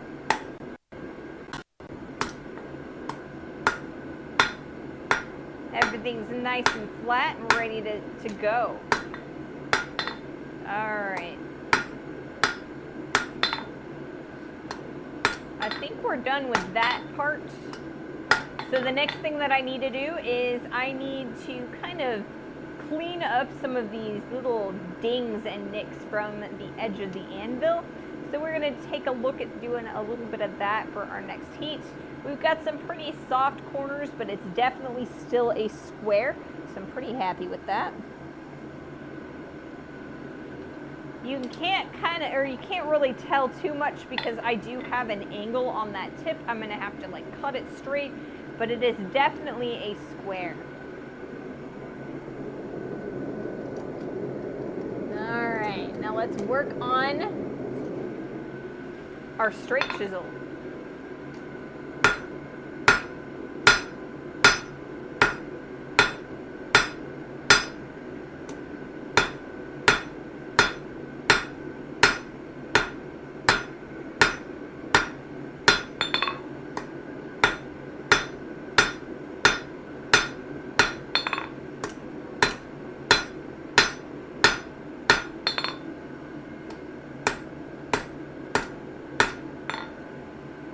getting there slowly but surely.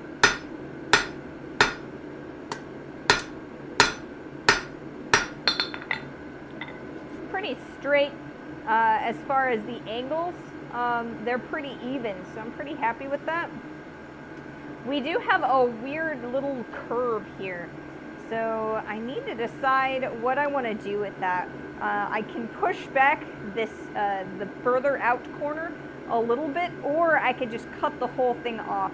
And so I have to decide which is going to be easier for me.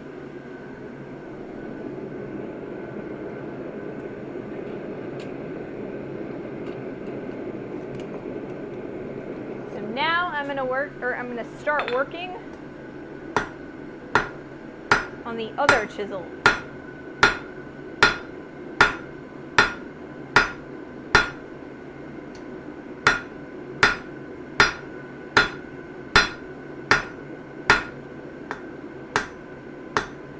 There's a little bit of a curve on that, so I'm trying to take care of that early.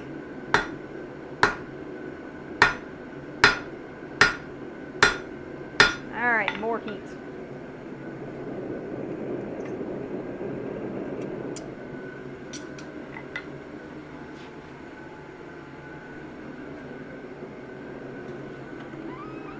And if I take a look at our other piece, it's pretty black, so we'll probably heat this up to orange again for our second normalizing heat.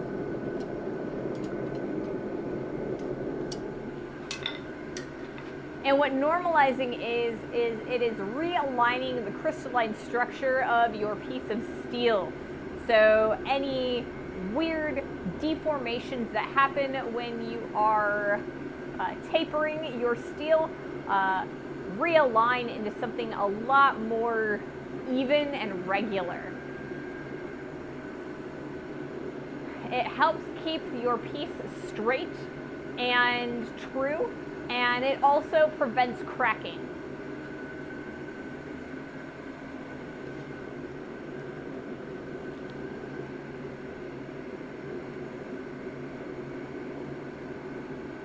Nice. Yep.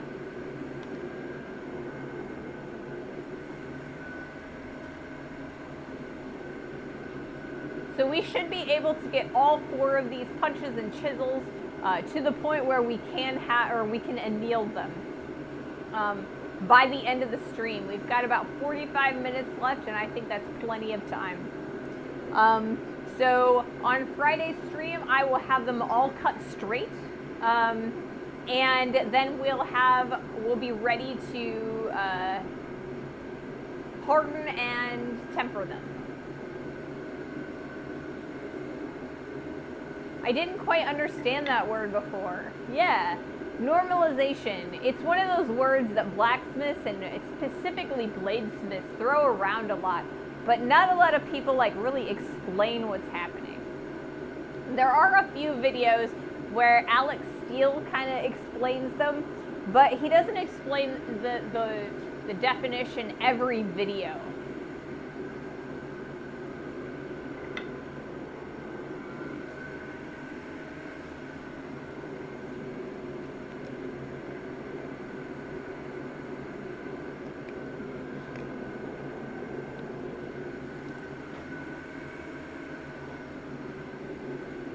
There's also grain refinement cycles. Yes.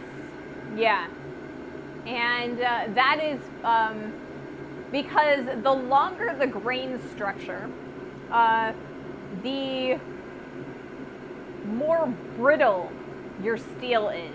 So if you can shrink the crystalline structure into much smaller and more regular shapes, it's going to make your piece stronger and less prone to cracking.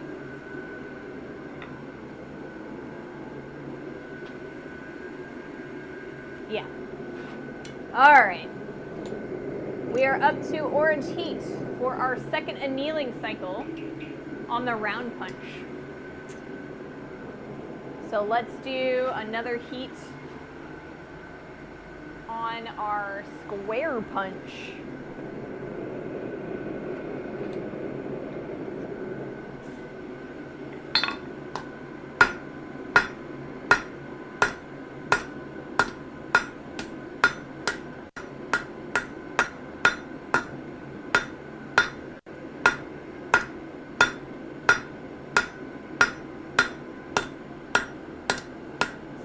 Trying to straighten this out a little bit. Make sure that as I look down the barrel of this punch, it's nice and straight so that I'm going to get nice, straight, square holes.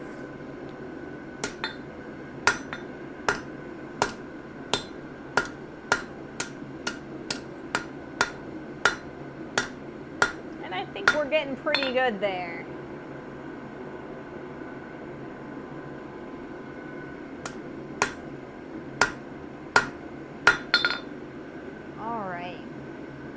So there's that one. We're going to start normalizing that one.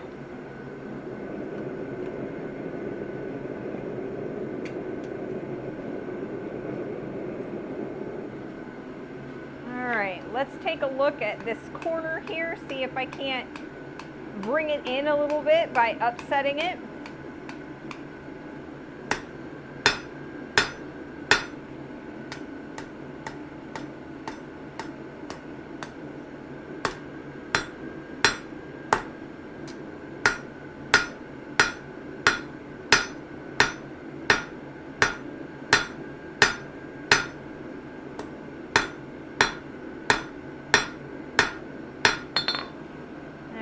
Taking a look at that again.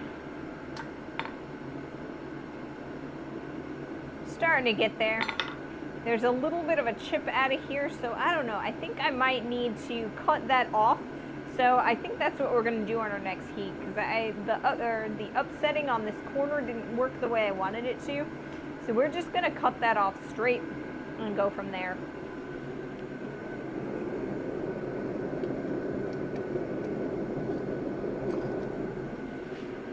And now it's time to continue this guy.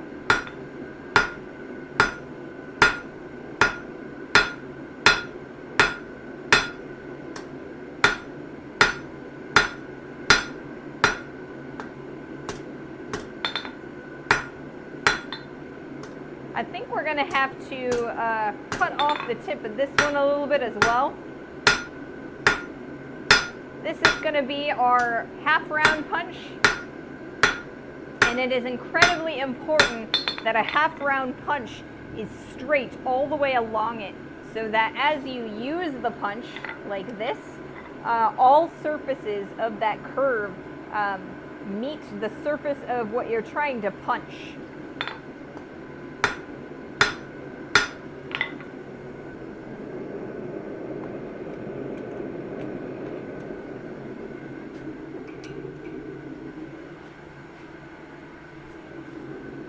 So we've got our first normalizing cycle on the square, and now we're going to the third normalizing on the round. So yeah.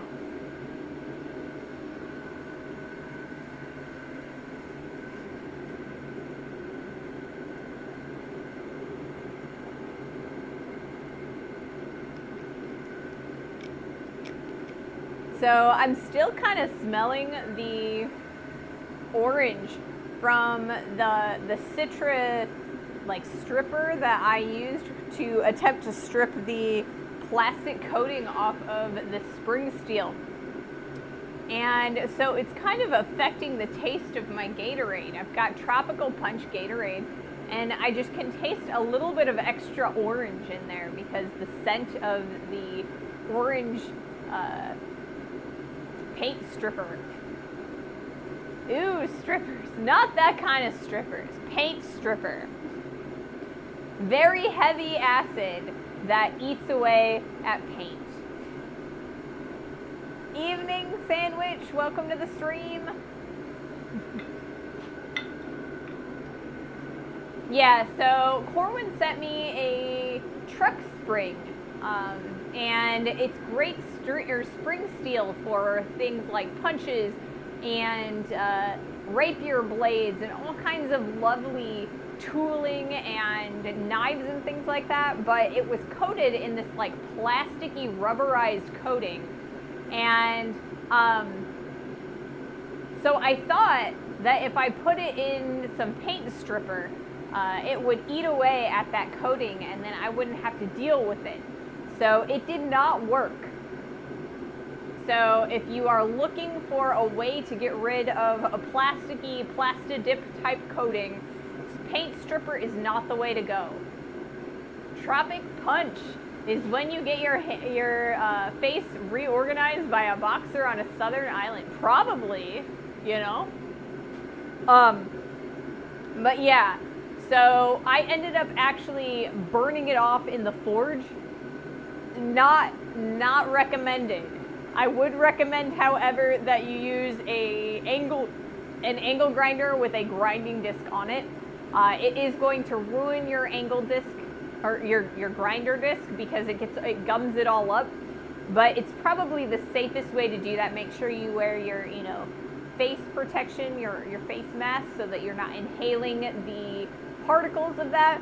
But that's probably going to be your best bet. It takes a little bit of time to get it all off, but it's better than inhaling all of the smoke from the coating. Acetone, maybe. I mean, it could be. It might work. Because I mean, that works for nail polish. I mean, that's what nail polish remover is. So I didn't try acetone, I tried paint stripper, so maybe acetone would work. It's something that I will look into in the future, because I've got a lot more spring steel that I'd like to use, and I got to figure out a better way to get rid of the coating. All right. Pulling the round punch out for its last normalizing cycle. Putting the square punch back in for another normalizing cycle. And let's do another heat. But first, I think I'm going to change angles on the camera. We are going to go back to that really low angle, I think. I really like that one. I think we're going to use it a few more, more often in general.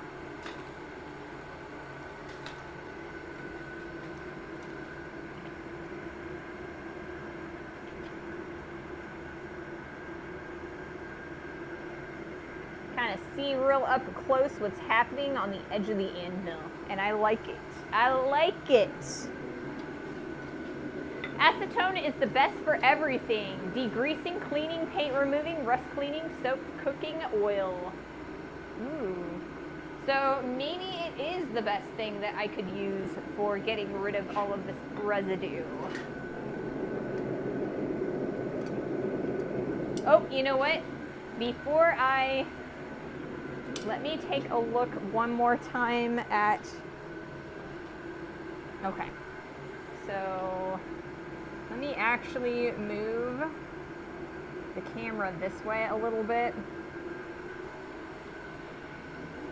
Because what we're going to do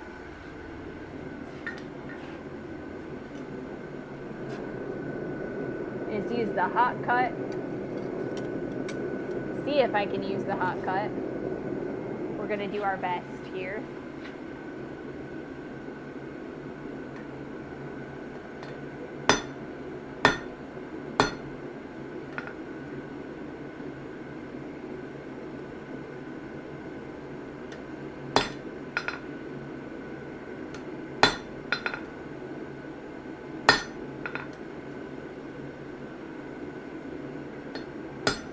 Well, that's not working amazingly well, but I don't know why I thought it would. We're going to heat this back up again, and you know what? I think we might actually just use an angle grinder.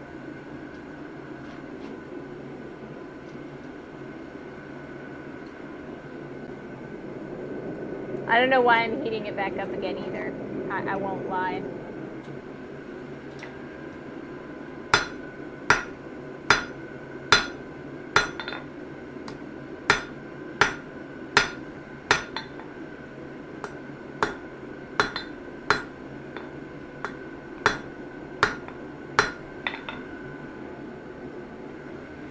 have done that earlier too.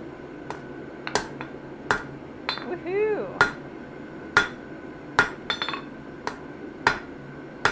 Safety fifth.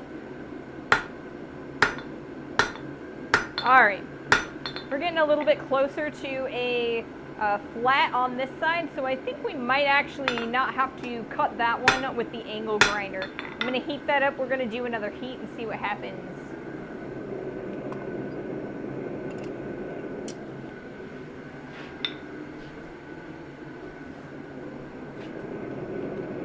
Alright.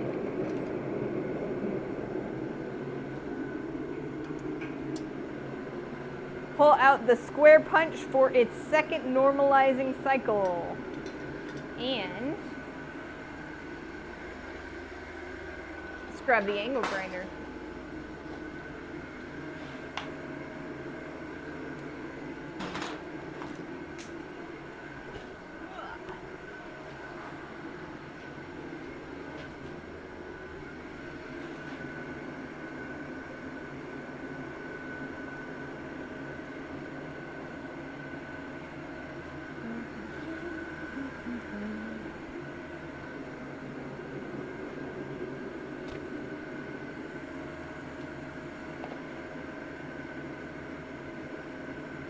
Stay. Of course it will. Of course it won't. That works. Always, always use a dust mask when you're using an angle grinder, guys. Alright.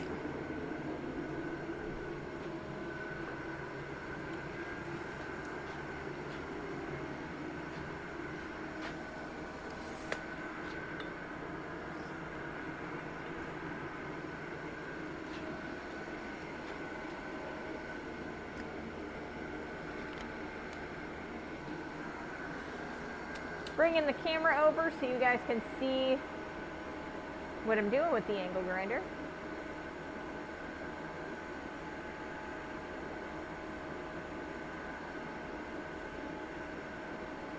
Okay, let's do this.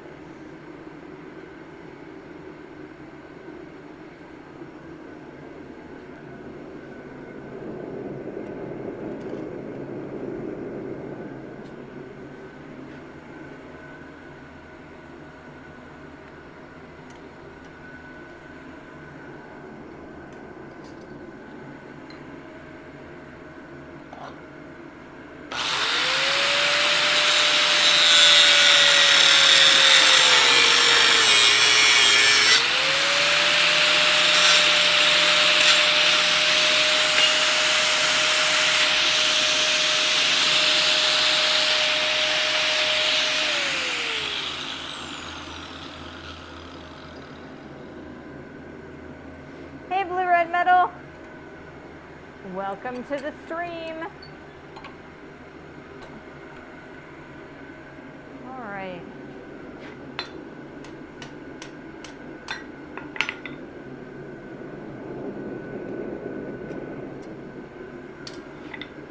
Nice and flat.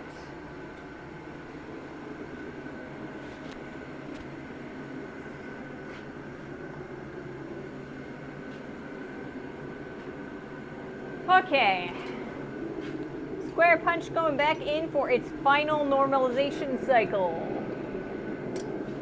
And then the camera is moving again because, you know, I gotta move the camera sometimes.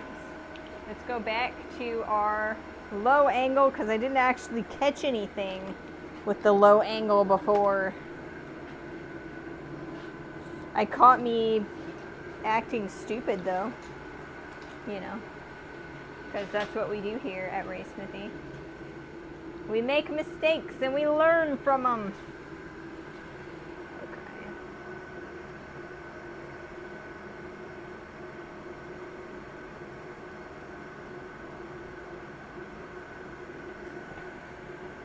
Okay. There we go. That's much more better. Okay. So we have an ad starting in about 3 minutes, but none of our pieces are quite hot enough in order to make any progress before the ad starts. So once this ad is over, then we'll do another heat. Envy Ray is only acting stupid. It's very difficult for her. You know, sometimes I feel really dumb. But you're right. I should not say that I am dumb because, you know, that sets a bad precedence, you know. I am not dumb. I do dumb things.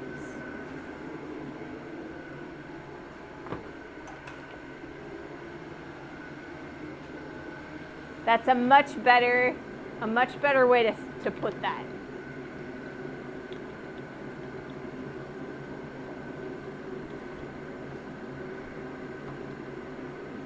Woo, dirty, dirty. It's because I've been leaving the angle grinder on the floor. What happened to my, oh, it's on the floor, on the anvil. Of course it's on the anvil. That took a lot of doing, teaching my kids that fine point thing, right?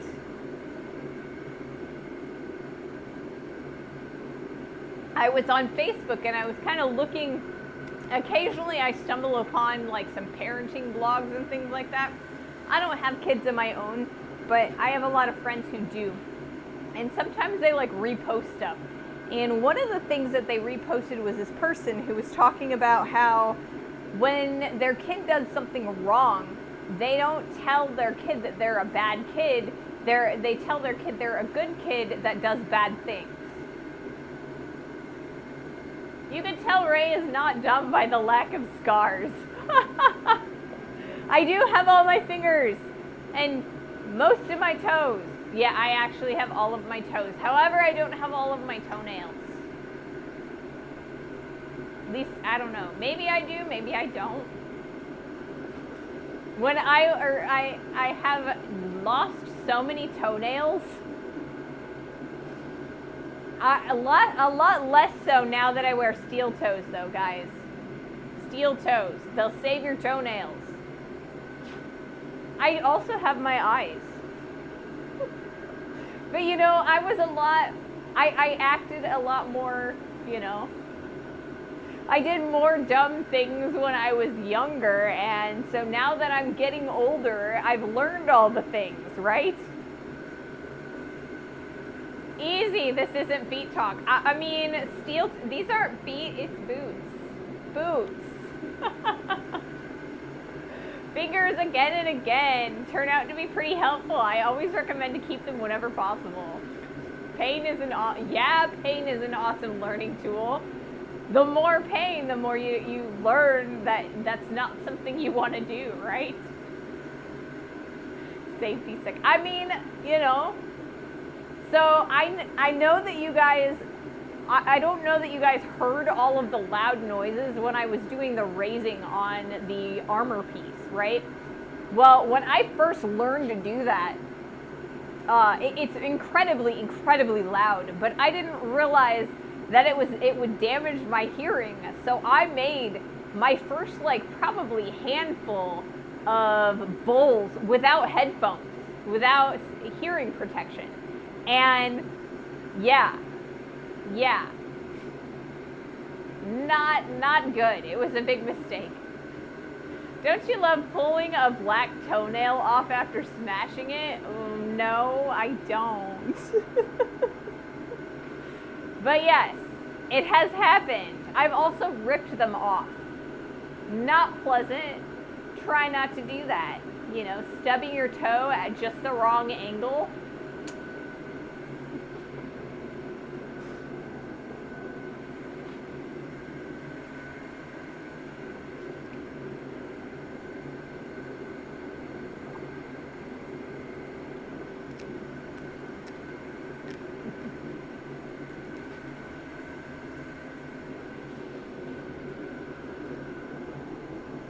All right. We've got about 30 seconds left in this ad. Once that's done, I'm going to pull out the square punch for its last normalizing cycle, and then we're going to start working on our chisels, like more in earnest. I mean, we've been working on our chisels, but you know, in earnest.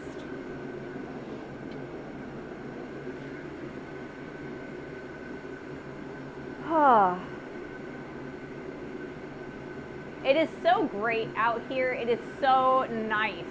Like, it's not putridly hot or anything. I've got the cross the cross breeze from the door being open and the garage door being open. We've got that extra bit of light. It is amazing. I feel really nice today. Really good. All right.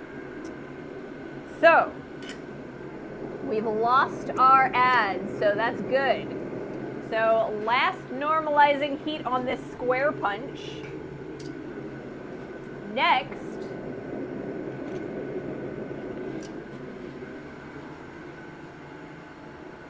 let's do a little bit of... Now, I don't think that angle is quite as good as the other one. I'll have to...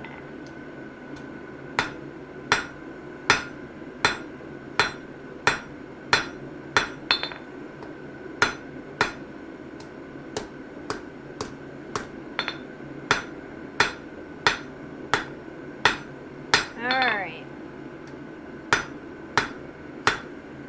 Now I think it's time to kind of straighten things up a little bit with this guy. Yeah, I don't think this one is quite, or this angle is quite as good.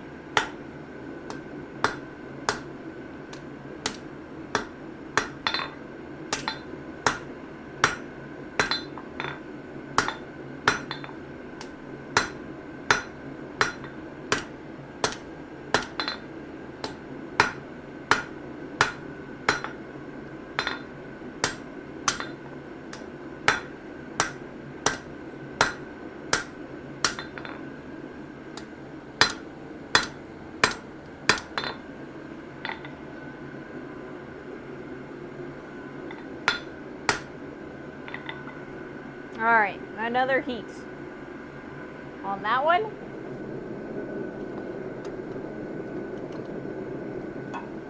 And now we're gonna work on this one.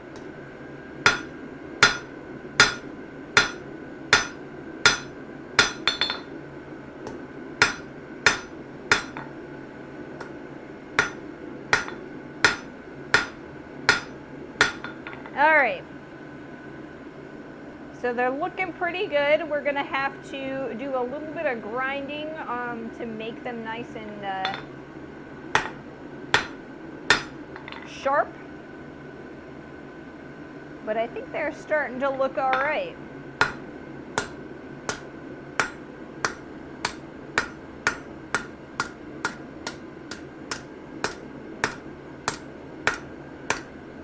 Another heat. We got to straighten and flatten everything out.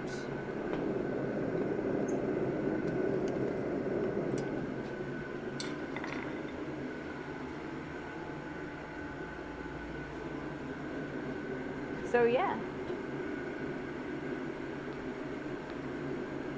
A couple more heats and we'll have all 4 of these done. We will need to do a few normalizing cycles or on the chisels, but I think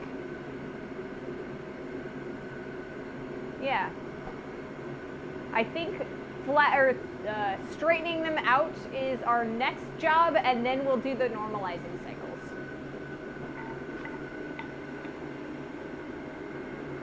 So, for Friday's stream, between now and then, what I'm going to do is I'm going to cut them all off so that they are the same size, like the same length total.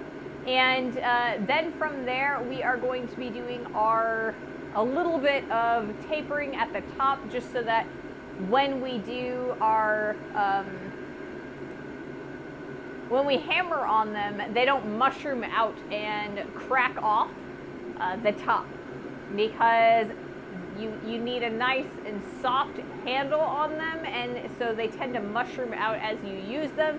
And I want to give it a little bit of more time before it starts squishing down and really mushrooming out. Then we'll do our hardening and tempering, and that should not take very much time at all. It should take a few minutes at the beginning of the stream.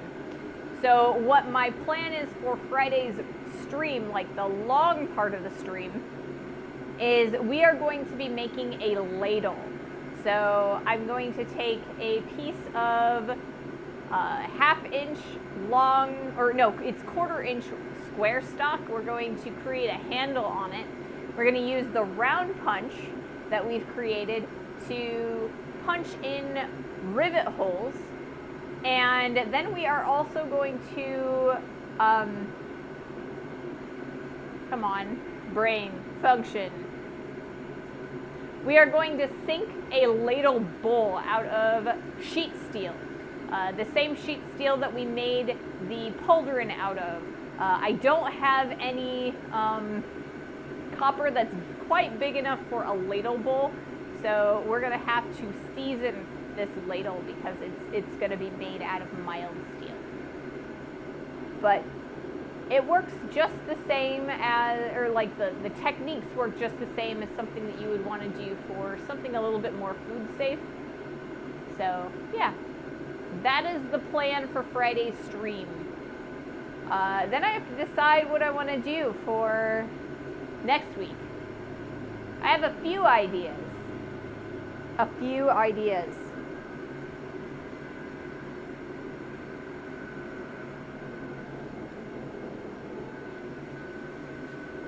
Alrighty.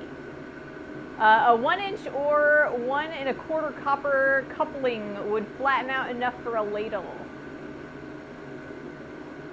Copper coupling.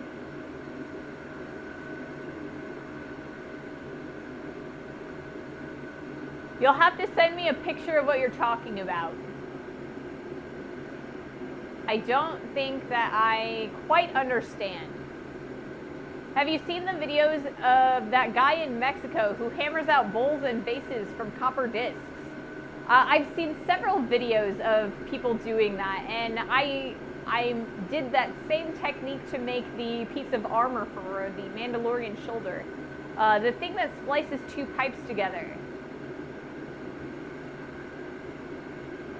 Okay, so a coupler. Would that not make a hole at the bottom of the bowl? Oh, if I cut it open and opened it. I might look into that. We'll see. We'll see if I have time tomorrow. I've got a lot of stuff I gotta do. All right. Yeah, I understand now. It took me a little bit to kind of figure out where you were going with that. My brain doesn't always come to the most logical conclusions, the first thought, I guess. I always end up making things a little bit too complicated. But yeah, if you're talking about copper discs and turning them into bowls, here is a copper disc. I've already started creating a bowl out of this one. Eventually, I want to make a big old bowl out of this guy.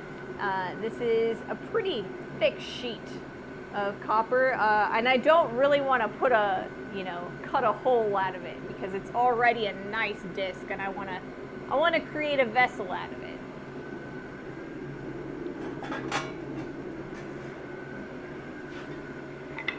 All right, let's do our next heat.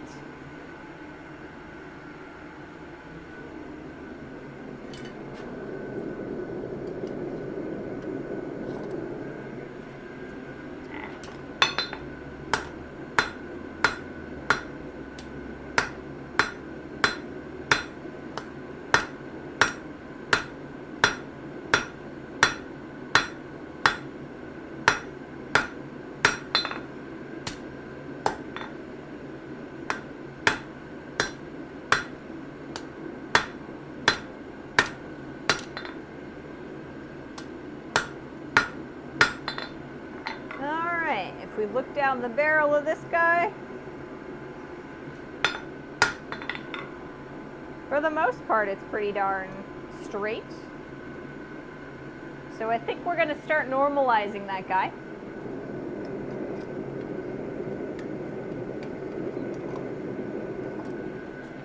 we've got this guy.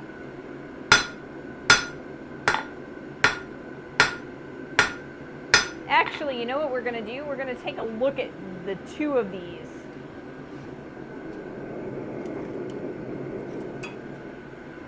So this one, it looks like it's a little bit wider than that one. So maybe this is going to be my straight punch, and this will be my round punch, or my half round punch. So I think that's what we should probably do. So yeah, I think that's what we're going to do. So we'll heat this guy up. We're going to round it out. And I kind of killed all of the heat out of this guy. We've got a little bit more, so I think we can do something else.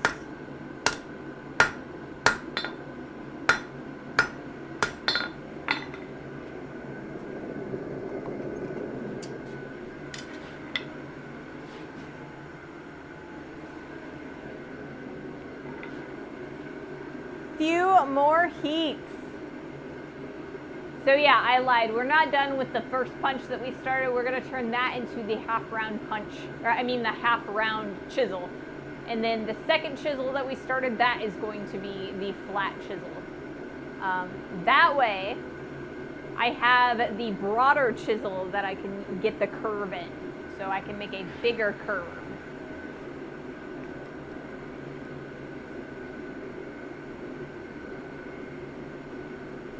So, the next thing that I'm going to do is move the camera again. Because we're going to be using the horn of the anvil to curve the chisel.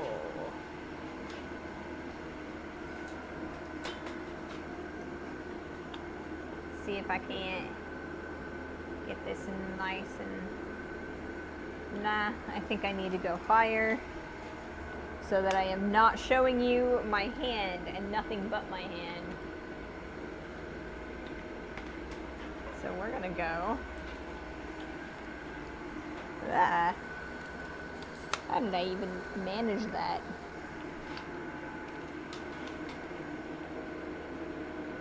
I've still got to come up with a tool for the month. Perhaps I'll make a nail header.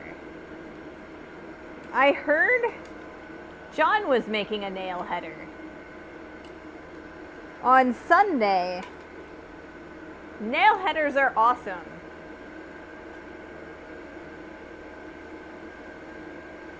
Alright.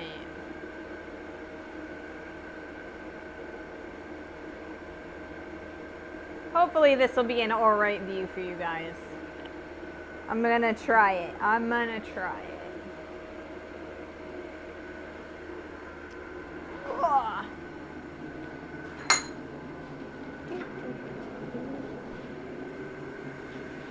Okay, so yeah, this set of 4 punches and chisels will be my entry for the monthly challenge for Instagram. He did, but it is one thing I actually need. Mine is still stuck in the States. Yeah, if yours is stuck in the States, you definitely need it for your shop. So the one that I actually need, the one that qualifies, is the half round and the square. So 2 out of the 4 are ones that I actually don't have and I need. But I figured I'd do all of them instead. You know? Alright. You know what? This might actually be easier to do. Never mind. Alright, so I was gonna do a thing, and I'm not gonna do that thing. Instead, I'm gonna do this thing. Apologies, because, you know, things don't always work the way you want them to, or the way you think they are. Alright, so what I'm doing right now is I'm straightening everything out, making sure all of this is nice and...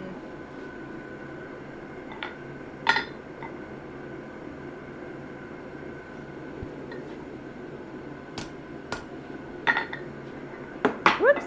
As I drop my hammer. I think that's the only thing I've dropped today. Oh my goodness, guys.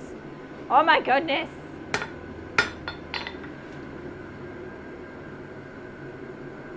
I didn't even reset the, that's how much faith I had in myself today. I didn't even reset the drop counter. Okay.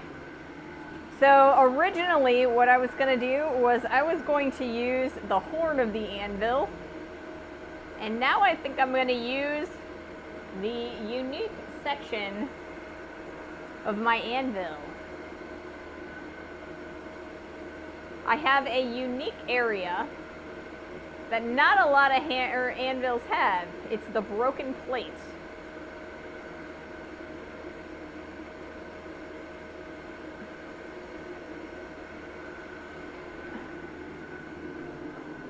So in order to do this, we're going to switch hammers.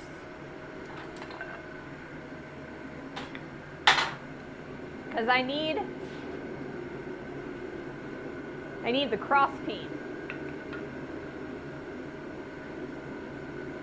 The word. I made a set of punches and chisels a couple months ago because Adam didn't have a proper center punch. I'd have to put a new point on his after each use. Oh wow. That could be annoying.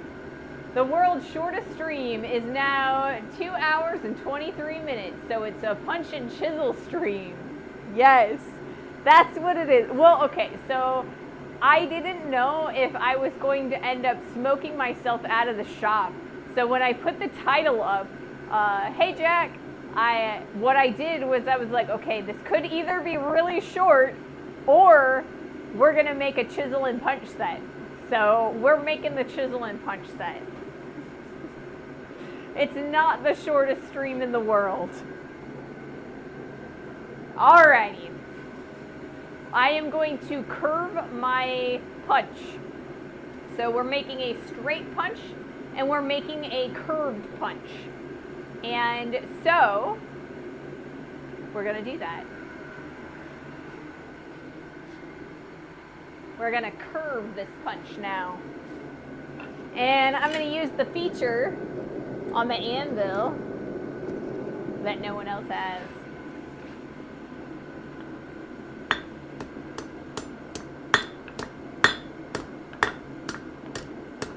If I can get it to work.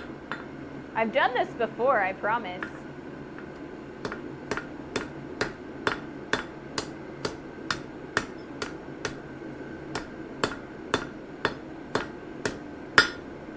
There it is. It's starting now. You can kind of see.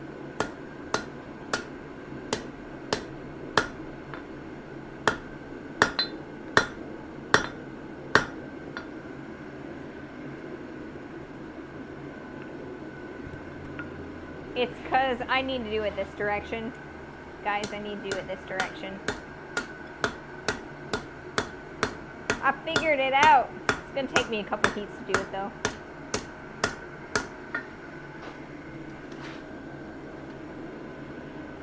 Alright, so it's not a completely straight curve. I need to focus in on this section and kind of smooth that out a little bit. So that's what we're going to do for our next heat.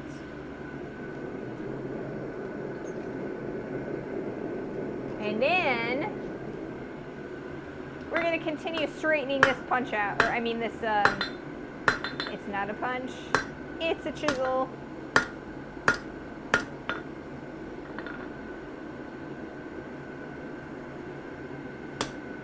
All right.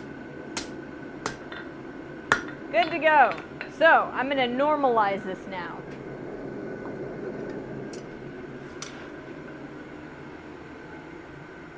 Not a straight curve. Yes, I know. It's kind of an oxymoron when I say it's not a straight curve. I think that what I really mean is it's not an even curve. Two drops today. That's pretty good. I didn't start dropping things until 15 minutes before normal stream time. Yeah, I forgot to reset the counter. I'm sorry, guys. I'm sorry, guys.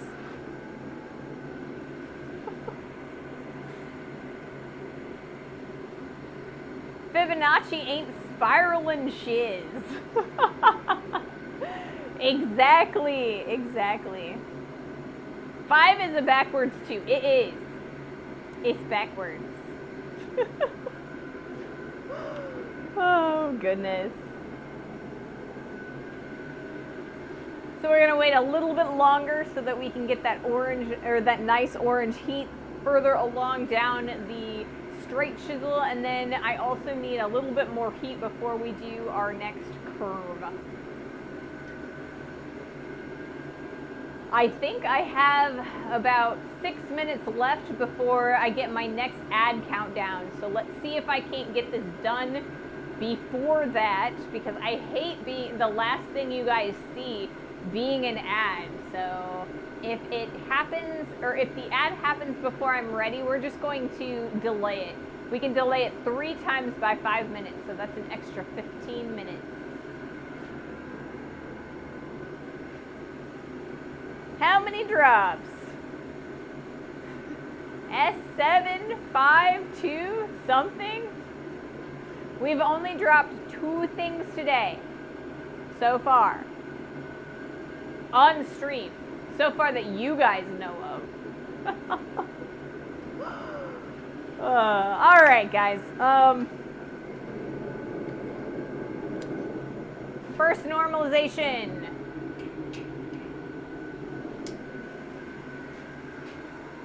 Now,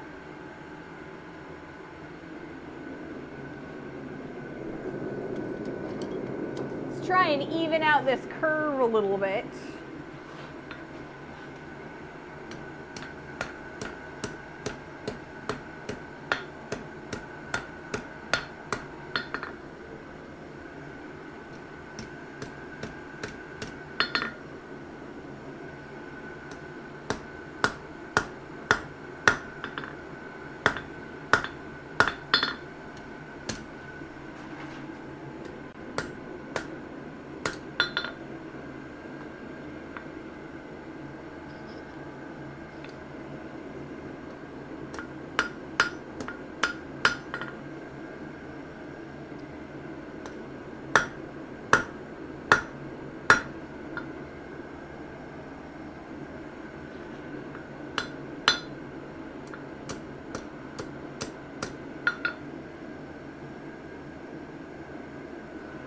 Not quite where I want it to be, so I'm going to take another heat.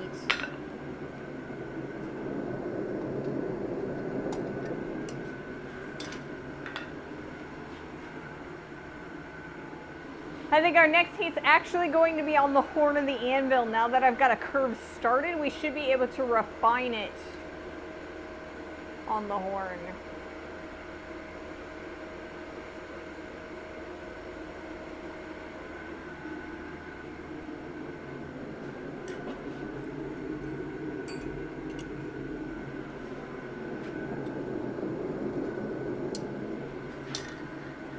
Normalization 2. Place a spring piece up against it on the step and use as a fuller. Ooh, that would work. That would work. Let's see, do I have anything?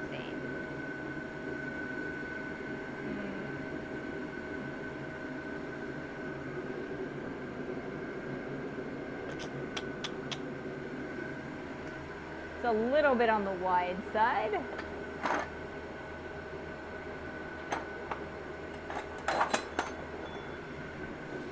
I have another round punch. Maybe we can use that.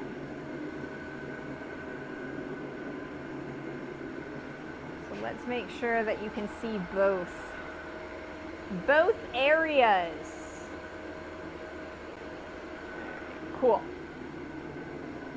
And let's do another heat.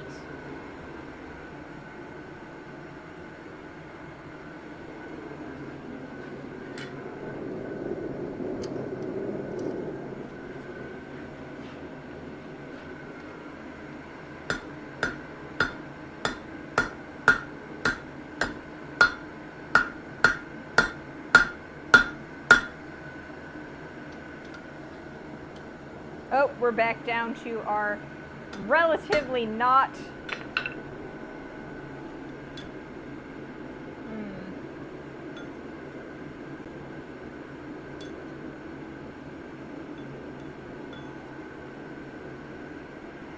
slaw. It's exactly what I need to be doing. Let's heat this up one more time. We'll see what I can do. I'll get it. I will get it, I promise.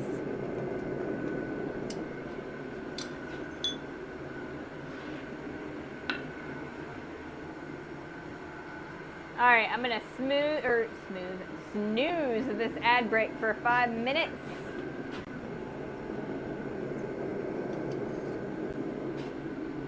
Normalize number 2 on that straight. Practice cold, I know, right?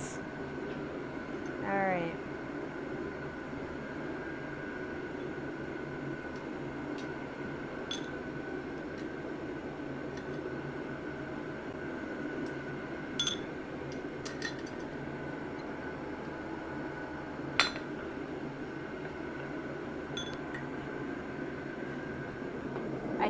I think I can do this. I know that yeah.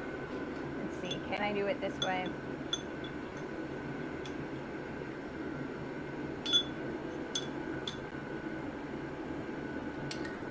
I think that's too close for my fingers. My fingies! Here I am, like, you know, dropping stuff again.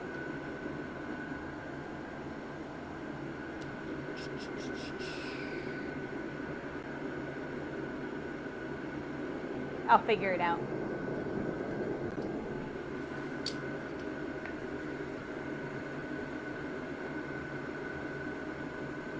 Stand at the heel, hold the chisel with the fuller, and drop the tongs. Okay.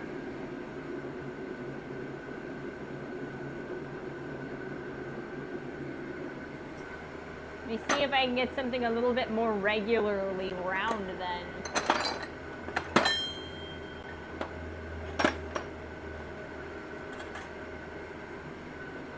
Oh my goodness. I thought I lost this.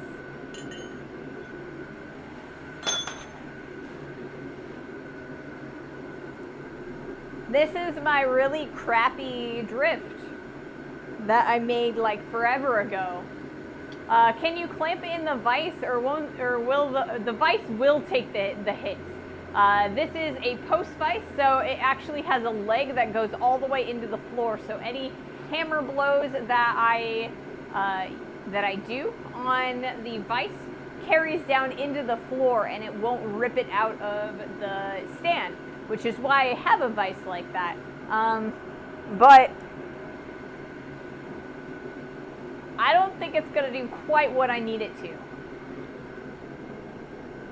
But that is a great idea.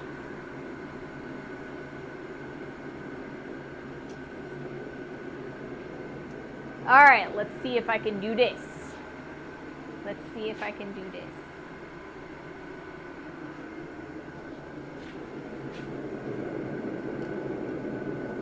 We pick up this. We put this here.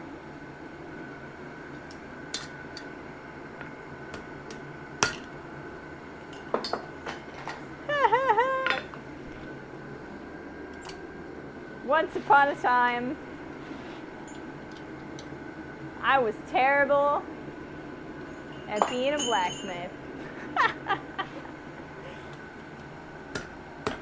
No, I'm an okay blacksmith. I know I am. All right.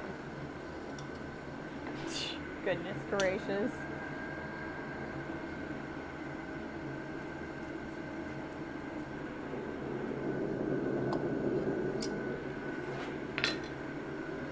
Do you have a cup for the bottom of the leg?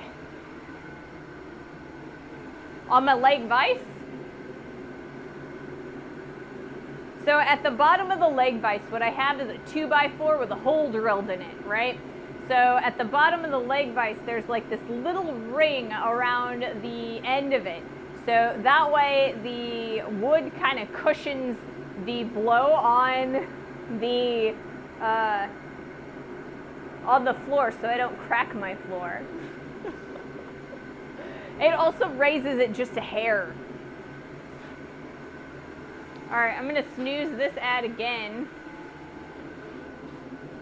pretty sure a couple more heats and I will just call it good, because that's the kind of blacksmith I am, but I'll definitely mess with it a little bit more off stream.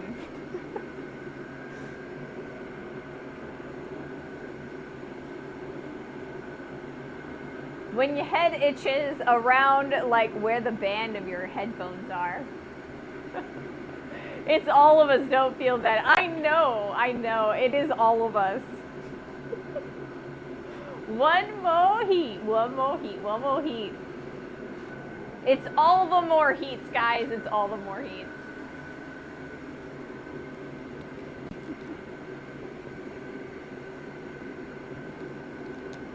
It's like, maybe I should have just let the ad play, because I'm going to be another half an hour. All right.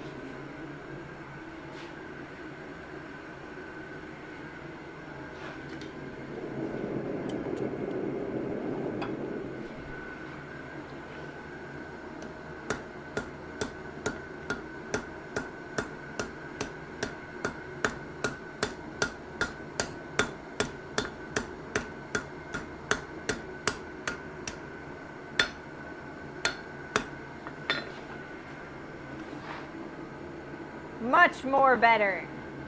Much better. All right.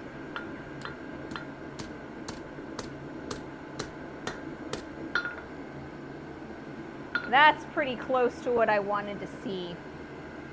That's pretty close. There's a little bit of a wobble right there on the outer edge, but that's going to be taken care of when I grind the blade on this guy.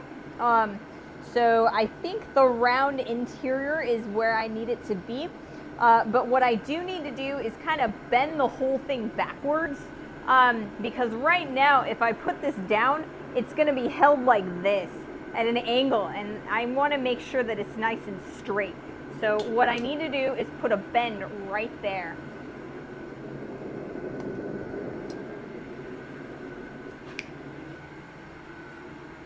You'll probably get rated and have to do 3 more heats. That's a mean thing to say. No, it's not a mean thing to say. I would love to get rated. I would love to get rated, so, you know. I only have, like... So I'm going to guess that this bend is going to take me 2 heats to do. Because I typically am never able to do everything that I need to do on the first heat, because I'm still trying to figure out how to go about it. So I'm thinking 2 more heats.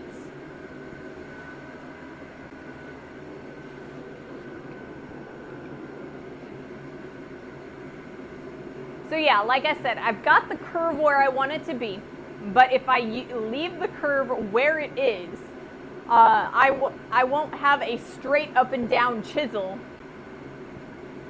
that I can hammer directly down on. It'll be angled, and I want to make sure that it's nice, straight and up and down, so I get even pressure across the entire surface of that curve.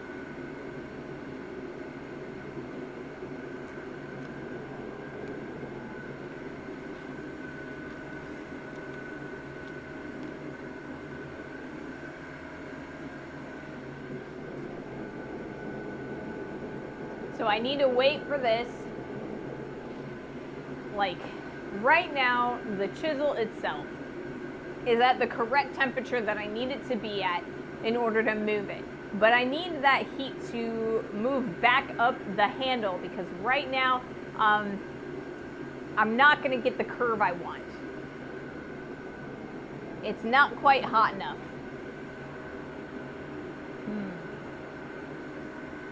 I think it'll be all right. Definitely time to refill my new quench bucket, because it'd be nice to cool down the tip of the punch before I hammer on it to curve it. I have a new quench bucket, but it's empty. My last one I melted, and this one I will melt too, eventually.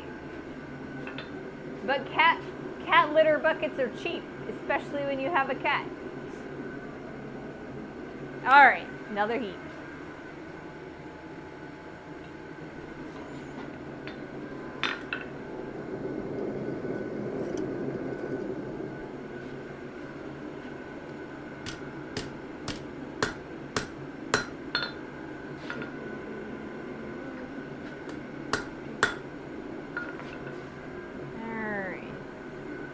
So if I do this like so, that's pretty straight. That's probably where I want it to be, actually. So not bad. All right. Let's make sure everything is nice and straight.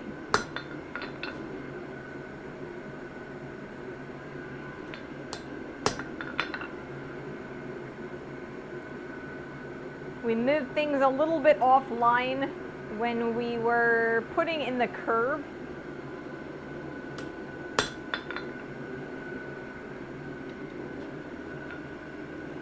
All right. Not bad. That's ready for normalization. That's that one's last turn. All right.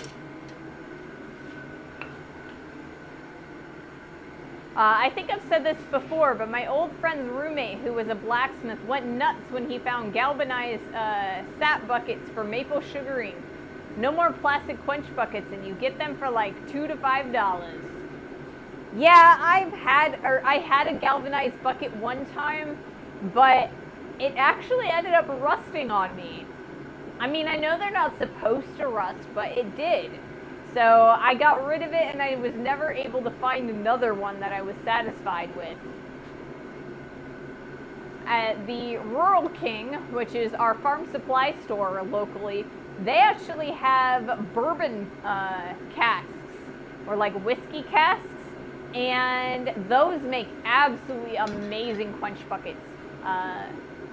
You know, you cut them in half, and they're still like watertight.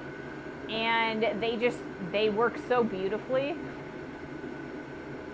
Check thrift stores for a stainless stock bot.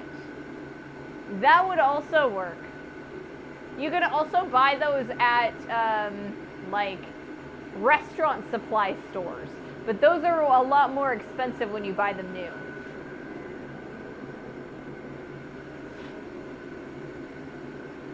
So yeah. All right, guys. We are now done with our sets of chisels and punches. I'm pretty happy with them. We will be doing the hardening and the tempering on Friday. And then we will also be doing a ladle. So I'm going to let this guy normalize for its first cycle. And yeah, I think what I'm going to do is I'm probably going to raid off because I don't have enough to talk about while I cycle this 2 more times. So yeah, thank you all for joining me today. I hope you guys had fun. I know I did. We wound up using a keg. I used 4 cut-off wheels to cut the top out. It was some hard stainless for sure. I mean, yeah. You can find aluminum stock pots pretty cheap because people are afraid of cooking in aluminum now. I see. All right, guys. Yeah, I'm going to raid off. Let's see who all is around. So yeah, thank you guys so much.